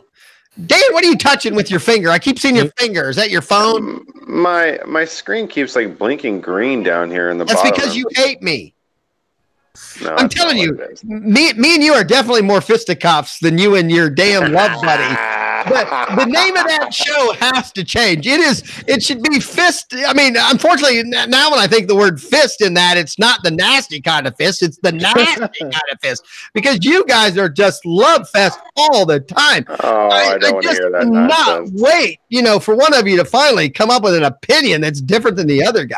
Jeez. We've definitely had some argumentative opinions. Oh yeah, that so and so should have got 2 more votes, and the other guy shouldn't have. No, don't give me that crap. I mean, little fisticuffs, going on there. That's all. That's why you should have came on the show and gave us some controversy. No, you'd have hated me. That's not true. No. All right, we're going to go another. Yeah, again, it is like you said, amazing. We did argue over something, that I didn't care about for 40 minutes. The next thing is this. Cha-Cha said to bust your balls on the thing. That's why I did that. On the chat. Cha-Cha. He says he can't come on late. I don't know how many. I'm amazed how many people said they can't come on the round table because we're on too late. But it's like Jonathan's in New York. You're East Coast like me. I mean, Jesus, it's 11 o'clock. I mean, but whatever. 11:20. Right. We still have time. That's a good thing about this show. We have no time limit. And if anyone has to leave, you're more than welcome. Like Luke, just tap out. Again, Luke is obviously not a Hall of Fame discussion guy. We'll get him back someday. When you eat dinner at 4:30 in the afternoon, you got to go to bed early. Oh, go ahead. I was going to say, from 40 minutes ago when you talked to keyboard guy Greg. Okay. Wow. Okay, that's my nickname. Okay. Keyboard guy. Your picture is a keyboard on the chat. Yeah. Oh, okay. You asked him about college football, and I wanted to say one thing. It's like I've had the show for 3 weeks on Saturday mornings, and everybody here has been really supportive and like really nice, and they're telling me I'm great when I'm not. The only thing that Lenny's ever criticized me on is he said, don't talk about college football. Nobody cares about that stuff. Okay. I was just wondering. That was the Lenny only would have us note not talk about football either. Lenny would have us talk about baseball. Yeah, Lenny's That a was the only- baseball guy. That was the only note I ever got. Was that? That's the only negative thing. Like, here it is. It's like wait a second. Did you hear his show this morning though specifically? No, I did not. Well, he was making the point that a lot of the major networks are going away from their baseball coverage. So where everyone else is zigging, he kind of wants to zag and kind of really concentrate on that baseball coverage to give people a guaranteed source that they know when they come here that's what they're going to be getting. No, Okay. there's no doubt. And my show is 95% baseball, but we have a spot at the beginning we call a little bit outside. If something's going on that's really big, we just notice it. So we noticed Sure. the national championship game, and I thought, like, wow, that's weird. And I live in Florida. I know you guys hate Florida, especially Dan. Are you from Jacksonville? I actually popped on your show to listen to the first week, and I'm like, wow, like this guy in like 3 seconds insults things I love. That was you. Okay, I remember that comment because you were talking about Jay Gruden too, right? I go, Jay Gruden. I love Jay Gruden. He's an Orlando icon. He coached their Orlando Predators. The most badass thing I ever saw a football player do. It's like he coached the Predators. It's arena football, right? He was a Hall of Famer with Tampa. Came up here. He coached us 4 years with us. We have a bunch of injuries. He's trying to find a quarterback to play for the team. He goes into the management, goes, I found our quarterback. It's me. Find a new manager, and then he led him to the playoffs. So, like, how many coaches do that? Like that's a remarkable thing. And then you knock Blake Bortles, who like if you ever met his mom himself. Me and Blake Bortles' mom went on a date once. His mom did you get her autograph? Did you get her autograph? I did. They live like a mile down the road from me in Oviedo right here, and they're just the sweetest people. I was like, I can't not root for Bortles. You know what I mean? And I love it so much. Okay, but until this year, my mother was acceptable. Their mother go to the same church, and then of course Jacksonville, which is a fun town. It's a fun place to be. You know, I'm not going to have a personal bias for my personal experience, and like I said, it's nothing too crazy. We kind of like to have more fun with it than anything. It's not like I necessarily, wake up in the morning and I want to hate Jacksonville. It's just kind of one of those running stupid jokes that we do with our show. We have a bunch of them. That's all right. I hate the West Coast. All right, I have another topic. I have another topic if when I come out to Oregon and visit, do I have to look at your autographs and go, "That's cool"? Or will you just know? I have so many of them. I mean, what would you like to see? I don't know. You have to say that cool to mine also. It's really funny because me and my wife have been talking about moving our bedroom into the living room. We have kids getting to a certain age of the house. I have so much baseball collectibles there. Jonathan, you got to talk while you're moving your camera around so we can see it. I'm talking. now move your camera. Talk and move your camera. Let's be behind you. Oh. All right, it's fine then. It's fine. I just wanted to show you my little autograph corner. I know. Let's see it. Yeah, here's the thing, John. You're not on my big screen unless you're talking. So say hi about 4 times and move that camera. Hi. All right. What do you got over there? Autograph Giants helmet? Yeah, it's LT. Oh, sorry, Greg. Greg, I love that humor, Greg. Greg. Right. Okay, Greg. Okay. I got a question because we've skipped here for a few minutes, Greg and Chuck. Today, a lot of people, I shouldn't say today, this week. So now we're going to get into some discussions about some of the things that happened this last weekend and what can change. The big thing I keep hearing is everyone doesn't like the NFL's overtime rules, especially in the playoffs. But I don't hear a lot of good ideas personally, or at least some that are doable. The issue I have is it's who wins the coin flip. I just personally believe we need to figure out a way to where it's not a coin flip. Is there a way to earn? Can we do something just where I don't mind that we keep the rule the same, but is there a stat? Is there something we can go, okay, but they earned to have the ball first. Is that doable? You want to have them like thumb wrestle, or maybe you want a 40-yard dash before the game, or like I don't have an answer. What's more fair than 50-50 odds? I'm just curious. I don't know. And then when the team gets the ball, it's a 53% chance that they win the game. Right, that's my point, I guess. It's the fairest method. I don't know. Can we, at a minimum, put each field goal kicker guy out there on the 60, and whoever makes the first 60-yarder, they get the ball first or something? I don't know. It just seems like something physical should. Rock, paper, scissors. In the old XFL, they would set the ball on the 50-yard line and have people run at it, and whoever got to it first would. I forgot. I remember that. Okay, see. Yeah. All right. If you have the fastest guy, give me. I mean, with the concussion problem in the NFL. Okay. The first game that it ever happened on, one guy got knocked out for the year on that play because you're running at like top speed into another guy running at top speed with no care for your body. Okay. Why doesn't the NFL do it like college football, where they just put it at the 25-yard line, and the first team to score, the first team to get a touchdown, wins? I mean, do you want me to answer that with what I do believe they even believe the truth is? Sure. The NFL players are so good to start on the 25. They're going to score all the time.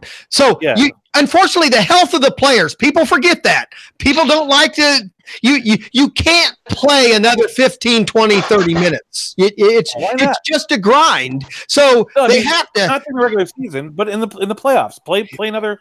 Yeah, but even in the playoffs, do you want one of your top linemen to get hurt because they played, 14 more sets of downs because each team kept getting a field goal from 25 yards? But imagine is that preferable to a situation where a coin flip decides? Do you want your top player to go home because you called heads and it was tails? My preference, again, the coin flip just seems odd to me because it's not a physical thing in a game that should be decided at least as a physical thing. So if we're going to coin flip, I guess my other suggestion. Now, Malpal is saying play an entire quarter. Unfortunately, that's where they're confused. Another 10 or 15 minutes on these type bodies. These guys are Ferraris. They're spent after 4 quarters. I don't think as fans, a lot of us can accept that. People go, no, they're paid millions. They can go another 10 minutes. They physically prepare to play those 4 quarters. So I think playing another quarter. You really think? I think the NFL has gotten too soft anyway. We're always getting softer, and I just don't buy that logic that their bodies can't hold up. I mean, if ask the ex-players. I played actually. Did you? Ask the ex-players that are walking around barely walking in their 50s and they're having issues. That's a real problem. But within the context of the game, if you played 60 minutes of top-notch football and they wanted you to go 15 more minutes or another hour, you would just do it. I mean, I know guys that played like half the game on a broken leg. Okay, it's only the next day that they care. Yeah, but Douglas, that doesn't mean it's good for them. It's not good for them to probably play the first snap of the first quarter. It's with the NFL rules anyway. I mean, can we be honest? It's almost become like flag football. I mean, I realize this is a different discussion we're getting into here, but it just seems like the NFL's gone soft over that. And I'm going to ask you a question now because of your situation. I mean, do you hear the game? I mean, do you think the game is softer because of the announcers are saying that? I mean, and again, I apologize. I don't know how to word it any other way than if you're not seeing it, how do you know it's softer than it was 20 years ago? I just know that, for instance, there are from a defensive standpoint, roughing the passer penalties. I'm still bitter over the Clay Matthews roughing the passer penalty in whatever game the Packers played this year when he was against the Redskins. There was a horrible call specifically. I remember that, and it still irks me to this day. And they just are so soft, and the announcers will even say, the Homer announcers will say, come on. Was that really a penalty? Was that really something that needed to be called? Well, the opposite side of the bad call always thinks that, right? I mean, the other side probably is saying, "Damn, I'm glad they saw that," right? I mean, Greg, can I ask you a question? Yes. So my best friend, we're 39 right now. He went blind when we were 23, so he was able to see the majority of his life up until that point. So, were you born blind and lived your whole life, or were you able to ever see sports in the NFL and see these things? I was born blind. Yep. Yeah. Okay. So, yeah, I was just curious. So I have no idea even what like a face mask. Like you said, I don't know some of these things. I don't know what it's like to. I think it's interesting that you have right. I think your opinion on. Obviously, they're calling the game different. If you know that, right? I mean, I find that interesting that you, as just someone who can hear the game being played, thinks it's softer. Well, even like pass interference and like they're just being way too soft. But I guess you guys are right when you say, the ex-players. This is why they're changing the rules, because this is what's happening to the ex-players. They're coming out and their bodies are shot and they're experiencing concussions. I mean, I saw that movie, where they exposed the NFL for the concussions. But you're 100% right, though. The game has definitely changed. If you just look at in terms of where we're at in terms of the numbers that the quarterbacks are putting up, it's specifically because of the rule that says you can no longer touch the wide receivers after the 5-yard mark. That has changed the game completely. And like you say, maybe it has made the league softer. Well, but it's softer, though. I mean, I always hear that. And Dan, we've already had that discussion about the shift and all that. I mean, again, maybe it's my not being a fanatic. You know what? I mean, I don't think because there's change has to mean it's bad. I mean, it can be softer, and it's not a bad thing. It sort of needs to be a little softer. All the injuries say that this is what. Yeah, but it's changed the way that the stats are skewed in the league. It's changed the numbers. I mean, you're having average quarterbacks put up 4,000-yard seasons. In the 80s, if a quarterback put up a 4,000-yard season, he was Warren Moon, and he's going in the Hall of Fame. They're MVP. You know what I mean? So. It's changed the way that the game is skewed and the stats. The way we're looking at a whole generation of guys that are putting up numbers that no one else has ever even seen. That they couldn't even fathom. First-year quarterback putting up 50 touchdowns. Yeah, exactly. But we all watch it. More people watch now. I mean, listen. But I played football for 12 years of my life. Okay, and I feel it. Still, right? Right. I mean, I want the great players to be in the Hall of Fame, not a hospital. I feel it. I broke both my ankles playing football. Ouch. I separated shoulders playing football. I've had concussions. At 25 years old, I have memory lapses. I feel it. Yeah. It sucks. And that's my point. I mean, it's back to what we were talking about, this overtime rule. Chuck, do you have an opinion on the overtime rule? I agree that I think it has to change, but the big problem I just have is that we're deciding the games on a coin flip. That, I guess, is my thing. What do you think about the overtime?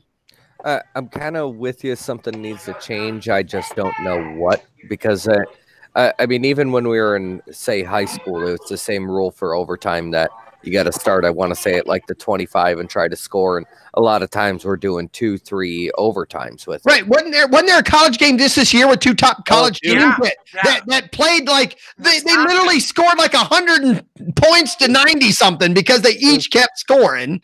Maybe if you give the ball to each of them at half, maybe at the half, at the 50-yard line, I don't think you could do it at the 25. I feel like the most obvious answer is the easiest one that we're all not talking about right now. Go ahead, Dan. Go ahead. So the current rules is, first team to score a touchdown wins, or if you kick a field goal, then the second team gets an opportunity. Why doesn't it just be, if you go down and score a touchdown, the other team gets an opportunity to score a touchdown too? If they don't score, or if they do score, it goes to sudden death.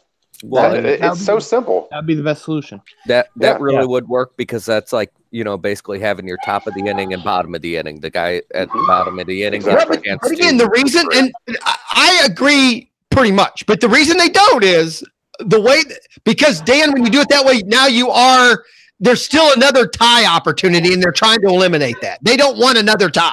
but there isn't. Yeah, you may see a lot more ties in the regular season, but maybe just change it for playoff purposes and just say, look, we're not going to allow a tie in the playoffs. Well, the only other thing, you can't have a tie in the playoffs. Yeah, they can't. Hey, keep Obviously, playing. that's what I'm just saying, though. But you got to give each team an opportunity to put the ball in their hands, especially in a league where we're relying so much on offense, and a team like Kansas City that has absolutely no shot at defense of stopping the Patriots. Cha said he had 2 concussions playing on the monkey bars. I do believe that monkey bars are dangerous, but that was just last week. Yeah, that was just last week. Monkeys, Cha, not humans. Okay. Right. That's but I don't know. Like I said, I don't know that we have an answer.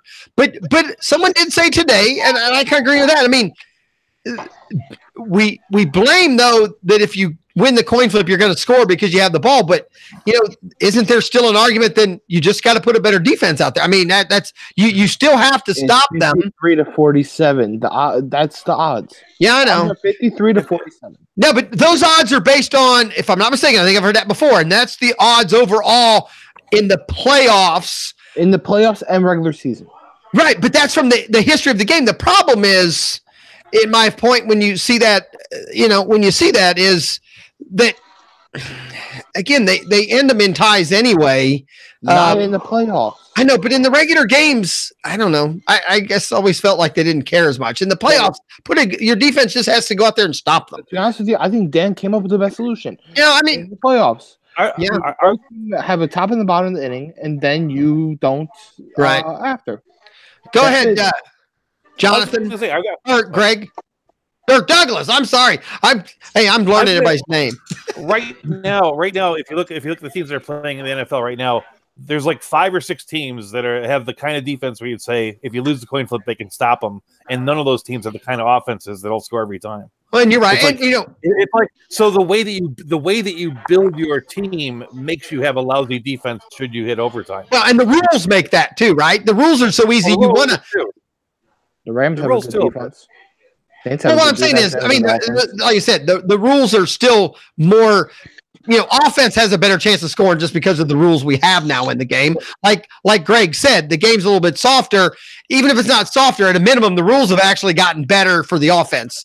I mean, if it's not softer, way better for the offense. Yeah. Oh, that's an understatement. Defensive players cry they can barely even touch a guy without getting a penalty anymore, and it's true. I mean, I know you guys saw that Pat, what was it? A roughing the passer penalty on Tom Brady in the fourth quarter, where the guy literally touches him with his hand like this, and they're like, pass interference. Hey, that is a pass interference right there. Patriots have different calls. So. Okay. Yeah, it was ridiculous. All right, hold on, because I have this on my list to talk about. All right, well, hold on, Easy. Before you get into that, I got to get going. Chuck, thank you. When's your next show? Monday night? Monday at 8 o'clock. All right. And you and Andrea are getting along? Yeah, we're getting along just fine. I'm not you with Andrea. I know she loves. I said I'm not you with Andrea. I know how much she loves yelling at you. Thanks, Chuck, for coming out. No problem. Everybody have a good night. Peace, Chuck. Easy, I'm gonna bow out too here. I just have some. I want to be up for Lenny's chat tomorrow morning, so which is nice and bright and early. So to get all my fantasy baseball knowledge, and so I'm gonna hit the hay here. But thanks for having me on. Easy, great fun. And, it's been fun to get your again sometime. To get your opinion on some of the stuff was great. Glad to have you on. You're welcome anytime. It's a free forum. Come and go as you please. And do you have an update? Are you scheduled to do a show, or are you and Lenny are still talking at this point? Lenny and I are still talking. Okay. I have to get something formulated, but it'll probably be maybe it'll be a blind guy on sports. My different perspective on. I would love to do just a whole show. I mean, if you're open to talk about it, it's fascinating. Again, you're obviously seeing it from a different. Hey, I mean, that even sounded bad, but you are seeing it from a different aspect, right? I mean, yeah, it's. I'm the opposite. I'm one of those people who turns down the volume to watch the games. You don't have that option. I want my own opinion. You have to rely on someone else's. But I really love that you came out. And again, you're welcome anytime. And we'll see you in the chat room. And like I said, stop back again some Tuesday night. Yeah. So we'll see you, and the rest of you guys, we'll see you around. So, Doug, nice to meet you. The rest of you, Dan, nice Greg, to meet nice you. talking to you, buddy. And we'll see you around. All right, Dan, you're yawning. You just woke up, right? Yeah, I got to go to work after this, man. It's going to be a long night, dude. I've had a long 24 hours. My wife. All right. Well, we only got a few more minutes, but here's what I wanted to get into. Because again, you know me, I look at it a little different. So I'm going to open the can. The two calls that are getting all the the pub this week. Unfortunately, I see them as the same problem or the same solution. You know, the call on the air quotes pass interference was a referee. I can only assume a referee. My argument is a referee can't call something they didn't see it. So he obviously did not see it, because I'm assuming if he did, he would have thrown the flag. So Dan, hold on. I mean, no, you can say it's ridiculous. I have umpired, I've refereed. You cannot throw a flag because you assume something happened, which is exactly what happened on the other one. That's my problem, Dan. You guys are arguing that one way on the pass interference. Then when you come back to the Tom Brady thing, where you see the referee throws the flag, never saw him get hit in the face one way or the other because he was behind Tom Brady. He threw the flag on a play where he did not see it. You can't have it both ways. The referee either has to throw a flag when they see it, or they have to hold the flag in their pocket when they don't. You can't have it both ways. And as a fan, we can't assume they saw something. We have to assume good referees, especially in a playoff game, are going to throw the flag if they see a penalty. I guess what it boils down to is that we ultimately want to get calls right, correct? I mean, that's the whole point. We don't want to call the game correctly. You're saying you're okay with human error. What I'm saying is I don't want 100 referees. I don't like, that we slow it down as much as we do, even for my argument has been before on this podcast and others is mistakes happen everywhere. Coaching staffs, players, announcers, and referees. It's part of the game. As a fan, I accept it. I don't. Okay. Yeah. That's fine. You don't have to. My point is, though, both of those calls took place two different ways, but people are arguing it like it's the same thing.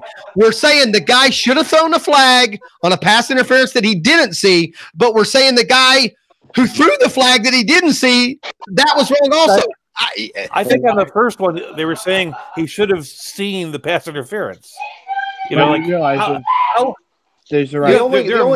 only guy that claims he didn't see it was the crew chief, though. Yeah, but there was. I'm saying, why didn't someone else throw the balls in the air? They all levitate. They all should go to the ball. Yes. Yeah. So you should have seen that penalty. One of the referees. There should have been 18 flags thrown out. No, I disagree. I'm pretty sure the referees have responsibilities. No, they don't. Once the ball is in the air, they have a responsibility to see where the ball is going. No, they don't. The back judge is still supposed to be looking, at the quarterback or the thing. They're still looking for holding. Huh?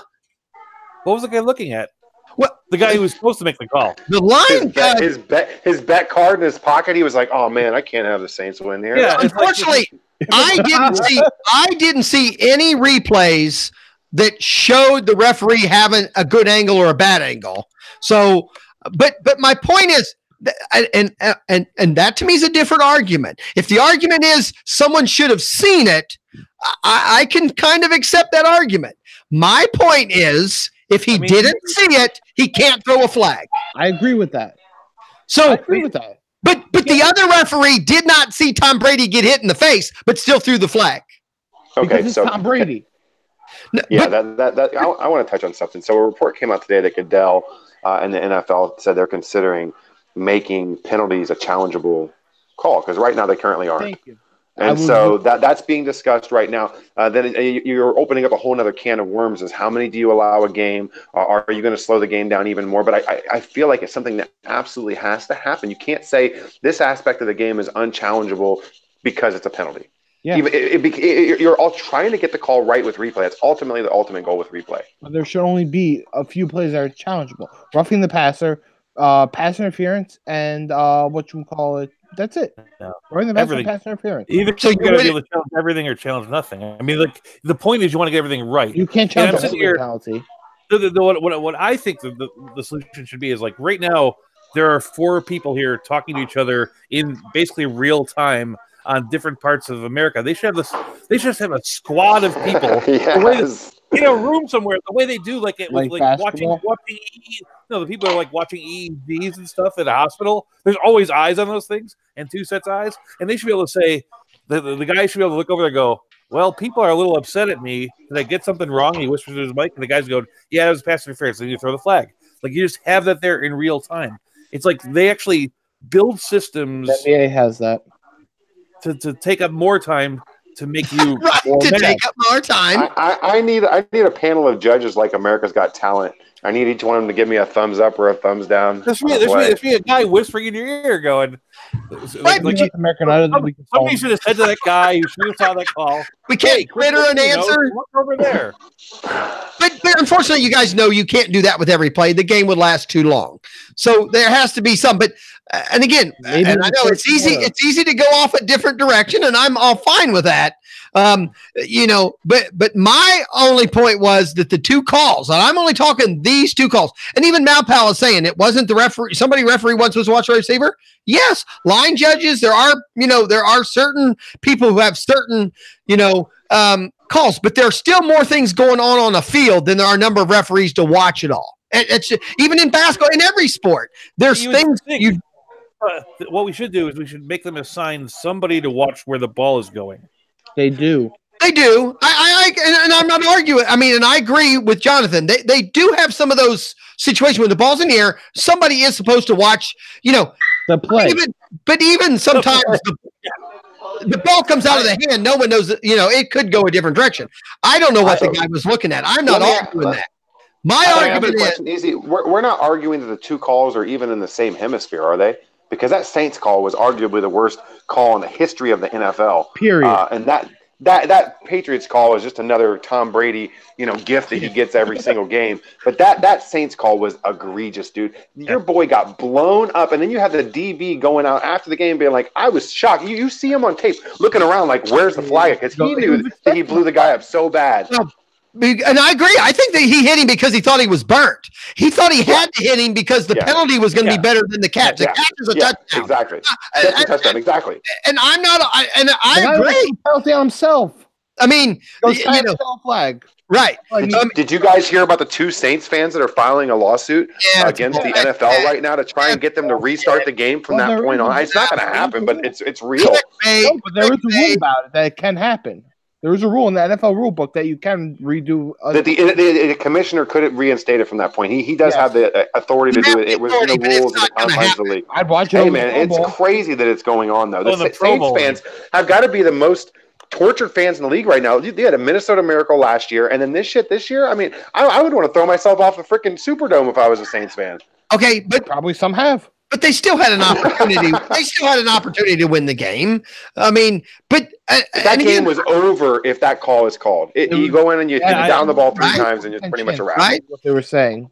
I really think the referee was surprised as the defensive guy was that the pass was that shitty. I mean, it was off the mark. And I agree. I really think the defender guy, if he wasn't committed to blowing him up because he thought he was burnt, he could have caught the ball. He was actually closer to the ball. Yeah, this is true. It would have been a pick 6. And I really believe as a referee, I think that's what he saw, that, holy God, he was the one that should have got the ball. I'm not throwing the flag. My point is, I think if the referee sees the penalty, he would have thrown the flag. How or why he didn't see it, get a different referee that sees it next time. But as someone who's umpired and refereed games, I do realize I've probably missed calls because you don't see them all. You're looking somewhere, or things just happen. You just, you can't make a call you don't see. I agree with that. But there has to be someone to watch the actual play that happens. Okay, but again, other than if you have a camera or have 100 referees, it's hard. That's my point. Or you could get a referee that with eyes. Seriously, how do you miss that? Okay, I've also watched a lot of football. I know for a fact, and somebody had stats earlier, the flags don't get thrown as much in the playoffs. They let the players play. They let them play. Especially in the fourth quarter. I understand. You saw a lot of that in the Patriots game. As a fan, I want that. But Sure, I don't but want my in that players to blow situation, up. it's completely egregious, man. It's a horrible. You Which is cannot back miss to my that other that bad. argument. Which is back to my other argument. That's why the guy shouldn't have thrown the flag that hit Tom Brady in the head. You know, I mean, to me, He didn't that hit him in the head. He hit him on the shoulder. He tapped him Yeah, on he the tapped shoulder. him. Tom tapped him. Brady's And what's mask worse- He moves. tickled him. Tom Brady's And so mask moves. The helmet bobbles. He did. The helmet didn't bobble. The helmet bobbled by Tom Brady shaking his Oh head. my god! Not only was that Saints call horrible, it was also helmet to helmet. Okay, Yes, which it were was. completely Second call. that right there is he's going to get a penalty from the league regardless. No, he's gonna get a fine. yes. Right, you get a fine now. Right. He'll get That's a fine. what I meant. I'm sorry. The helmet. And again, pass that, interference. that was literally, again, he was blowing him up because he thought he was burnt. A good pass, that's a touchdown. I mean, so do you blame Breeze for making a bad pass? No, I don't blame No. Breeze. I blame Coleman for blowing him up. I blame the ref for not looking at the game that he's refereeing. If Coleman just stops, it's an incomplete pass. I mean, It's a pick six if he stops and turns. right. Nothing good happens for the Saints there except a penalty. What kills me is really people don't- when. Go ahead, Douglas. Go ahead. I was going to tell you, like, my story of the weekend is like, I really don't watch that much football anymore. I played it. I hate it. Right. At some level, Sure. I read about it afterwards. This year, I watched one game. I watched the Rams play the Bears. I'm a Bears fan. I got on this network and I started listening to you guys talk about football. So I'm like, oh shit, I better watch these games. So I'm a guy that, like, I don't think I haven't sat down to watch 7 hours of football in probably 25 years. I watch these games and I'm like, You watched the most. I watched the 7 hours of football. yeah, no. I watched the first game and I go, well, that really sucks. And then I watched the second game and I'm like, well, that really sucks too. It was literally the worst sports day in the history of sports. Basically, all my 7 hours are wasted, and I feel bad for. I feel bad for, like, there are what, 30 other teams playing 16 games a week that are meaningless because all that matters is a coin flip and a ref call. It's like there are probably 250 hamstring injuries, 100 broken bones that are rendered immaterial because of a coin flip and a bad ref call. It's like they really owe something to the 24 million football fans are. How could you be a fan of that? The whole season is boiled down to those two instances, and it's just terrible. It's some of the worst. It's some of the worst sporting events. One of the worst sporting days I've ever experienced in my life, and I'm not even a fan. If you're a fan, like, oh, I just did this for 17 weeks for nothing. For nothing. I don't even get the ball. I feel like that's bad for the NFL as a whole. As a person, like I said at the beginning, it's like college football is my number 2. There's a few things before that, and then football's down a little bit. You know, I'm not the guy. I watched that. I felt bad for everybody. I felt bad for the Saints. I felt bad for every team everywhere, all the people watching it, all the advertisers. It's like that was horrible, horrible sports. You know, it's like if you ever watch a horse race where at the end of it, like, they have to shoot a horse. It felt like that. That's a great analogy. That being said, though, as a sports fan or a football guy, I found both games enjoyable. I mean, I know what you're saying. It's kind of like the best movie ever with the worst ending ever. Maybe. Blame Drake. Huh? Blame Drake. Blame Drake. But because now, and maybe it's because I'm a fan of all the sports and I do all the fantasy, and because we're a baseball oriented chat room, I mean, obviously there is a lot of negative football talk out there. And me as, a broadcaster or whatever you want to call what I do, you know what? And you do get that every once in a while. We get some baseball only guys that will knock football. My problem is, I think it's the other way around. Take the opportunity to convert football people over to want to play baseball or fantasy baseball. And unfortunately, if you're just going to knock what they watch or what they like all the time, we're going to have trouble bringing them over. Go ahead. I wasn't knocking them for being fans of the game. I mean, I think it's a difficult sport to be a fan of because so many games are decided by these things that aren't on the field. But yeah, be a fan of the sport. I actually feel bad for the fans that they had their entire season, like so many people, their reason for living for this part of thing, like the people in Green Bay, right. and the season ends because of a coin flip and a bad ref call. It's like, let's just not do this whole thing next year and let's all go for a picnic or something. But if it's a player's bad call or a bad decision, that doesn't. I mean, for some reason, if the players make the mistake, no one cares. Okay, it's on the field. Yeah, it's a different story. It's like nobody on the Saints left thinking they were the worst team that day, and I don't think anybody on the Chiefs did either. You know, It's just like we just have an indecisive moment decided by parts of the game that really aren't parts of football. But because they were referee calls, I mean, let's go to Chicago. You're a Chicago fan, I guess, with the Cubs. I mean, did Bartman? I mean, was that the wrong way for that to end? I mean, no. I mean, hey, don't get me wrong, I enjoy hating Bartman as much as the next guy. I'm just saying, though. I mean, there are obviously a bunch of Cub fans that think that was a terrible way to end a game or a series. The game didn't end that way. There was a whole another inning, batters and 2 errors and another inning. It's like, that wasn't how the game ended. Yeah, it's a terrible way to end the thing. But at least you sit there and go, well, I have no idea how somebody could go to a game and not be watching it. That's just as weird. Then again, maybe that explains. Was the official at the New Orleans game related to Steve Bartman? Maybe. Douglas, were you one of the people in Florida that offered Steve Bartman a sanctuary from Chicago when that whole thing went down? I will admit, I'm a fan of Chicago teams. I like the Blackhawks and stuff. And whenever I go to a Chicago thing, I'm always really embarrassed. I'm really embarrassed by how really awful all my fellow Chicago fans are. They're the worst people in the world. No, Philly fans are hands down the worst, dude. Philly fans are garbage. Yeah. Have you met? I'm saying my people are garbage. Jonathan, are you a hockey?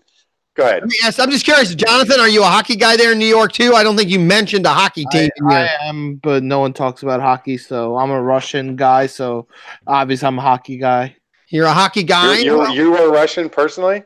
Yeah, I speak Russian. That's my awesome. second wife. I actually speak Russian better than I speak English. Surprisingly. Holy cow! So we have a football playing Russian on the podcast that obviously loves New York sports. I mean, now I got to think about it. Now the Giants have been what? The Yankees have both. I'm trying to think. I guess both of those have had championships. The Islanders. What? That's been a few years back. I'm not an Islanders fan. Not Islanders. Where are you going? Rangers. All right. Jonathan, can you speak Russian with a New York accent, which I think would be amazing? No, you can't. No, you can't. I can actually speak Russian with the Ukrainian accent, though. No, you just got that little bit of that. You can hear that New York, to your voice, and I just was curious if it comes through. Right. Cha-Cha said that the football endings were worse than The Sopranos. It was horrible. It was worse than the end of Lost. I don't want to hear that crap. It was horrible. I'm just saying. I don't know. Like I said, I enjoyed the games. I watched them. Maybe because I didn't have a horse in the race to get shot. I didn't have a horse in the race either. But I thought, don't you want the game to mean something? But it did. I mean, I know what you're saying, but still, hey, everyone would argue there was many a times, including even after the bad play, even back to the Bartman thing, the Saints still had opportunity to win the game. It wasn't everyone's talking about the fact that they didn't run the ball on first down in that last drive. I agree. I think they could have ran the clock down. They threw the ball on first down instead. It went to an incompletion, stopped the clock for absolutely no reason, and then that shit happened. Everyone's making that call, but there's so many plays in the game. You can't just say one bad call on offense made you lose the game when there's a polarizing call that could have ended the game from a referee from a third party. That's why everyone's upset about it. It wasn't. I think they'd be more okay if the Saints had just screwed the pooch and mismanaged the clock, and that was the end of it. They did mismanage the clock. But if there was, let's just say that play never happened where your boy gets blown up, and that's just a normal incomplete pass. People would be upset about the Saints losing the game, but the fact that it was taken out of their hands and put in the hands of a referee, that's why everyone has a problem with it. Jonathan, I do have a question behind you. Is that hole in the wall from a bad game back there? Yes. Is it a glory hole? No, it's not a glory hole. Okay, it's me punching. Are we allowed details of the situation? Are we allowed details of the situation? If you want, go ahead. We do. I want. A pissed off Russian putting a hole in the wall is something I want to know about. Remember after 2007, Giants won the Super Bowl. 2008, we played the Eagles. Been there for 13 years. I was thinking the same thing. But hey, bro, can I just send you a poster or something? A fantasy fisticuff poster to hang up over top of it? I'm okay. No, that means Jonathan is excited about that hole. If the hole has a story, you keep the hole. Exactly. That is a glory hole. I'm sorry. Oh my God, that's amazing. That is a hole of glory right there. I actually want to show you guys something. All right, we're looking. This is It better not be your penis. No, right. That's a private chat. Right. I did not click the adult tab in YouTube. This is a piece of mass scorecard in court from the last time the Knicks won the championship. That's how big of a Knicks fan I am. Man. Whoa. That's pretty cool. Now, did they sell them locally, or how do you get a hold of it? I mean, was that something they Steiner? All right, that's pretty cool. Yeah. So is okay. So if you can only watch one sport, which you guys we got so carried away. We got so carried away. I didn't even have any of my dumb questions to ask. We killed 2 hours with real questions because Dan's answered everything is weed. But Jonathan, if you could only watch one New York sport or one New York team, which one would you pick? To be honest with you, probably the Knicks. So the Knicks would be it. Because I've seen my Yankees win a championship. Okay. I've seen my. So moving forward, if they said you got to stop now, you'd say, well, then I'm going to watch the Knicks, hoping to see them, hit the glory hole. Oh, if the Knicks win a championship, there'll be more than one hole in the wall. There will be. So that it can be holes of joy also, Ben. Is there a lot of optimistic hype in New York about Zion? I'm hoping. I'm praying for Zion. And we talked about that. That was actually the first part of talking. We talked about if Durant had a shot at going there. I think Durant might end up there personally too. Durant's going to go to the Lakers. No, he does not. He won't play with LeBron. I don't think he. I mean, I wouldn't think he would. I mean, hey, if he does, I'm not going to be surprised. But I think he wants to have his own team. And the Knicks will be his own team. Yeah, I agree. And if you turn around a team in New York, you're going to get praise. I mean, let me ask you, fans from across, you're in Cleveland. Not Cleveland, you're in Ohio. Ohio, my bad. Cincinnati. You're in Ohio. Yeah. But that's where those kids harass those people from the Cincinnati area, right? Yeah. But know Covington, Kentucky. Oakley. You know who Charles Oakley? Yeah. I know Oakley. You know Oakley, you know Mason, you know John Starks. They did small things in New York, but they're known on a national scale because they did small things in New York. Yeah, I agree. Oh, I mean, I hate New York sports like I hate California sports, but that is true. You don't have to do as much in those to get your name out there. I agree. Right. I mean, Reggie Miller did a lot to have a name in New York. Talk about that. Reggie Miller, the basketball player that New York never had. Why we talk about Reggie? Why we have to bring that up? That's one of the best 30 for 30s that you can watch. I've watched it. It's great. It's great for both sides. I mean, it's just good. So, all right, Doug, we'll ask you one question. If you can only watch one sports team from here on out, where are you going? Douglas? Wow. There's only two teams that I really care about. Well, so you gotta pick one. I have to give one of them. So I'd probably this is kind of strange. I would probably watch my alma mater, the UCF Knights. Oh, all right. Which right now is pretty fun to watch. So that's pretty cool. I've been with those guys for 15, 18 years. Since it's like I was born in Chicago, but once you get a diploma from a college, like no matter where I go, when I lived in Seattle, when I lived in Texas, I'm always a UCF guy. Sorry, Douglas, I wasn't laughing at you. Dan just yawned and sorry, dude. I didn't know. He did after I said Seattle. I know he's from up there somewhere. I live in Oregon, man. But I mean, he's just, pumping how exciting my show is. He's yawning and cussing, but that's all right. I agree. I think at college. I mean, unfortunately now, see, I wouldn't have gone to college. I wouldn't have gone there, I guess, being a big Buckeyes fan. Now that you say that, I think if I had to say one team, it would be, could I just say the college in general? Because I watch everything Buckeyes. The Big Ten Network, I watched Buckeyes and Michigan play hockey a couple weeks ago. I mean, I watch a lot of different sports, but I live or die with the Cubs. I live or die with the UCF Knights. Okay. What about you, Dan? Dan, if you only could watch one sport here out, what would you watch? Baseball. Okay, sure, what man. team though? We're saying what's your team? Well, if you could only watch one team, all right. I knew you were going to go there. Yeah, man, come on, buddy. That's the experience right there. Watch the Giants. That's correct. In the stands, in fact. Dude, I smoked weed during the World Series in 2010 at the Trolley. It was standing room only, and it was just freaking so many people. And yeah, I was able to smoke weed inside the stadium during the World Series. It was great. Yeah, it was a lot of fun. That was before it was legal, if I know my marijuana law. It was medically legal in San Francisco at the time. Yeah, so. right. And he obviously has glaucoma. I do. You can't tell. Yeah. All right. Well, so then technically all of us, our teams have all won championships. So that's kind of cool, obviously. You know, I mean, unfortunately, there are fans out there of some teams that just can't say that. So, you know, I mean, I'm just happy you recognize UCF's football championship from last year because very people don't do that. I don't. It was on the Conley rating, but he does. We said all our teams won championships. Right. All right. I mean, talk about the Cubs. You're right. I was thinking Cubs, but the Knights. You know, hey, it's been fun to watch them. I mean, I'm a Buckeyes guy and watch them. But I do watch a lot of college football. And you know what? Was it Cincinnati? Didn't they play Cincinnati this year? Yeah, we played Cincinnati. That was the game they were both undefeated, right? I think Cincinnati had one loss, but I thought when we played they were undefeated because you guys beat us and pretty good. So pretty good. So I mean, can I ask you a question? Who? Yeah. Doug.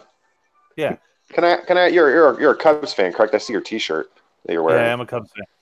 Okay, so how do you feel about Theo Epstein as a GM? Because I personally have mixed emotions with him. You look at the championship that he brought the city, and that's all fine and dandy. But I look at a couple bad moves. You look at the Gleyber Torres trade, you look at the Eloy Jimenez trade, and you look at the Jason Hayward contract. And I just kind of I feel like Theo Epstein is probably the most overrated GM in baseball. I mean, it's a whole lot different for me. Like, when I was 5 years old, my mom. This is a true story. My dad was a Sox fan. My parents got divorced, so my mom moved us to Wrigleyville to make me a Cubs fan. That's amazing. I'm 5 years old. I go to my first game, and I'm dealing with the losing Cubs the whole way. They won the World Series in 2016, which is going to give me a lot. It's going to give Theo Epstein a lot of leverage on my part. And as bad as you might think those moves are, I've seen many worse moves that they've done. I don't think Jason Hayward is a terrible move. Are you kidding me? You trade him, he's gonna when it's gonna cost you Bryce Harper this offseason? He's gonna have he has a bigger contract than Manning. Probably. If they want Harper, they can afford Harper. They cannot. They can technically. Yeah, no, they can. They if they wanted Harper, Machado, and Kimbrel, they can afford all three of them. If they wanted to. They had an $87 million profit last year. That's a choice that their management's making. It's like there are teams that are barely profitable, but they're not one of them. They're like the number two most profitable. It's like them and the Astros are the most profitable things. They can buy whatever teams. Baseball teams. Yankees make about $15 million a year. They make a boatload of money and they pay out a boatload. It's partially because they own their own stadiums, so they're paying all those. They're paying a lot of they pay a lot. Right, more their revenue is less. Yeah. Yeah. They bring in more, but their bottom line is less. Yeah, they're like the fifth poorest team actually when it comes to profits. But anyway, I trust them. I think that I look at their pitching staff. I go, that's pretty good. He's not talking to you. He's talking to them sweet kids. I was talking to my kid. Yeah, I knew that. I knew that. Like they traded away. They traded away Eloy Jimenez and Gleyber Torres, and they didn't get anything back for either one of them though. For Gleyber, they got Chapman, who's on my team now. He's a World Series title. It's just something. And the truth is, I don't actually think that Gleyber Torres is that good. Are you kidding me? Bite your tongue. He was like an average prospect in the Cubs organization. He was a top 5 in all baseball when you guys. I was just gonna say, yeah, he was ranked up there pretty high. He became the after the Cubs moved a bunch of people up. He became the number one in their thing for a little bit, but not number one overall. Then they traded him. Yeah, because he did anything on the field, but because he got traded to New York. And like he got better because he got on that plane. I mean, don't get me wrong. That's not No, true. it was the only reason. Well, there's the no guy way we can prove you wrong because he's not going to be playing in Chicago. He's going to win championships in New York. Well, no, but no matter what you say, no matter how great you think he is, that outcome is to be seen. I agree. It isn't over yet. It isn't over yet, but when he has 3 championships. So ultimately, you're justifying the moves, and you're happy with him. There was a young guy on the Cubs a few years back who came up and did better than Gleyber Torres did. And he did it for a couple of years. Like that guy's name is Starlin Castro. He had 200 hits his first few years in the thing. Everyone thought he was going to be the next Derek Jeter. We don't know where Gleyber Torres is. I'm happy with Starlin Castro. He got me. It's like, and don't get me wrong, the Eloy one hurts more because that kind of power, being a 15 home run, 15 stolen base middle infielder. There's a lot of those guys. But he has the kind of power that. But it's all right. Did he sell 20 last year? He over 20 homers. Yeah, Gleyber Torres is a stud, dude. Well, okay, but my question a little bit here. You're not going to say it. The Yankees are fickle. He's going to have a bad week or something, and he's. I mean, there's no way you're going. He had 24 homers in 431 plate appearances. 24. I guess I agree with. I'm not a Cubs fan, but just to move this on quickly, what I'm saying is that it's the jury. The World Series has to count quite a bit, right, Doug? Yeah, exactly. That's why the Gleyber one is the Gleyber one. It's like I mean, to answer his question is, we ended up talking about trades. The question was, do you like him as a GM? I like a GM that's going to gamble a little bit, which means some moves aren't going to work out. He broke 2 curses. Huh? He broke 2 curses. Yeah. Oh, right. You could argue that he didn't build that initial championship team of 04. He worked off the previous GM. Doesn't matter. He was there when I'm saying is I feel like he's the most overrated GM in the history of baseball, based on accomplishments that he's kind of accomplished. The Dodgers GM right now. What's his name? Andrew Friedman. He's the most overrated. Are you serious? See, Dan hates doing a show with us because this is real fisticuffs and he struggles. What are you talking about? I'm not strong. There really aren't that many. I'm trying to think of who was on the 2016 team that was an important part of that team that wasn't an Epstein choice. I mean, I guess Javi Baez was pre-Epstein. Chris Bryant.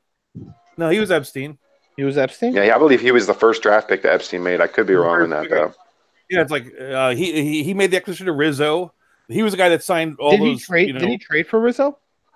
Yeah, that was his first move that he brought in, because when he brought in whoever their assistant GM used to be, Jed Hoyer, I think is who it is, who was the GM in San Diego. Boston traded him to San Diego, and then San Diego traded him to Chicago, right? Or am I the other way around on that? Yeah, pretty sure. He went from San Diego to Chicago. San Diego to Chicago. Yeah, it's like I look at all those guys and I go, it's like most of it was him. Most of it was them. It's like he did a good job. He did a good job. We're talking 2 years ago. It's like, maybe I'm strange after, living the first 44 years of my life. Right. The World Series weighs a lot, I would think. 3 years. Championships weigh a lot. But look at the Brian Sabian in San Francisco won 3 World Series, and they more or less just kind of kicked him to the curb for Zahidi. Yeah, they kicked him to the. I don't know why they kicked him to the curb. They should have let him rebuild the team. His formula wasn't working anymore. They should have let him. He got very lucky during those World Series. They had a really good core of players, and then they were able to splice it with veterans. But I don't feel like in this day and age of baseball that formula can continue to be sufficient. You need to go towards the prospects. Unless you're Bill Belichick. Analytics or what's analytics. Analytics. It's what's important. Right. It's what's important in baseball right now. You have to adjust to that shift. By it. If you went to Yale, you can be a GM in any major league franchise. I agree that it's the way the skills you bring to the job have changed. Let's go that route. I mean, the eye test doesn't work anymore. Right. So, all right, guys, we've been over 2 hours, and I get hollered at that. Let me go down the list here real quick. And Dan, since you came last, I'll start with you first. give us your, where we can find you, where your shows are on, what's going on. You can find me on Twitter at DabberDanLit. You should be following me. I update a lot of sports information on there. You can find me here on the Lenny Melnick FantasySports.com every Monday and Thursday at 11 p.m. Eastern Time. All right. And then we'll go next to Douglas. Again, I appreciate you coming out here for your first round table. I hope you enjoyed it and realized what it is. I mean, sometimes I think in the chat room, people say things and they think this is going to be painful. We just talk sports and no one, so thanks for coming out, but when's your next show? And any last comments? Douglas? Saturday morning. I'm going to be on Saturday morning. You can hear me? Saturday morning. And it's all around sports, geared towards baseball and no college. It's baseball. It's called the Dugout. You can catch me there. Like I said earlier, Urban Baboon, hard to forget. Most people can't spell baboon, strangely enough. But at Urban Baboon on Twitter, actually Urban Baboon at Gmail is my email address. I'll answer any questions you got. Thanks for having me up. Great. Did you have fun? I hope you had fun. And I think I did have fun. I enjoy a good conversation. All right, and you're welcome back anytime. Jonathan, again, I appreciate you coming on. I hope you had a good time. Why don't you let us know when your next show is? And I think you got another one coming. When's that going to be on? So you can find me on Lenny Melnick's website, obviously, for the podcast on Sunday at 10 a.m. And then are you Big John? I'm Big John. Oh, I really enjoyed your show last week. I even gave you a shout out on our podcast last night about how much I really enjoyed your show. Oh, I appreciate that, bro. Yeah, no problem, man. See, Dan, you were here at the beginning. You would have heard all this. I'm sorry, man. Like I said, I had to make dinner. My wife's sick, dude. Uh-oh. I hope she's feeling better. Yeah, it's been a rough week because of that, man. I've been struggling taking care of the kids and stuff. Oh, all right. Jonathan, and then you said now, when's the first Monday show? This coming Monday? This coming Monday. I'm going to be on at 10 p.m. So you're going to do Sunday and Monday. So you got to come up with a lot of new stuff in quick time there. I already have my built shows planned for this week coming up. All right. Hey, great. All right. As you should. Notes and planning are proper things, man. Yeah.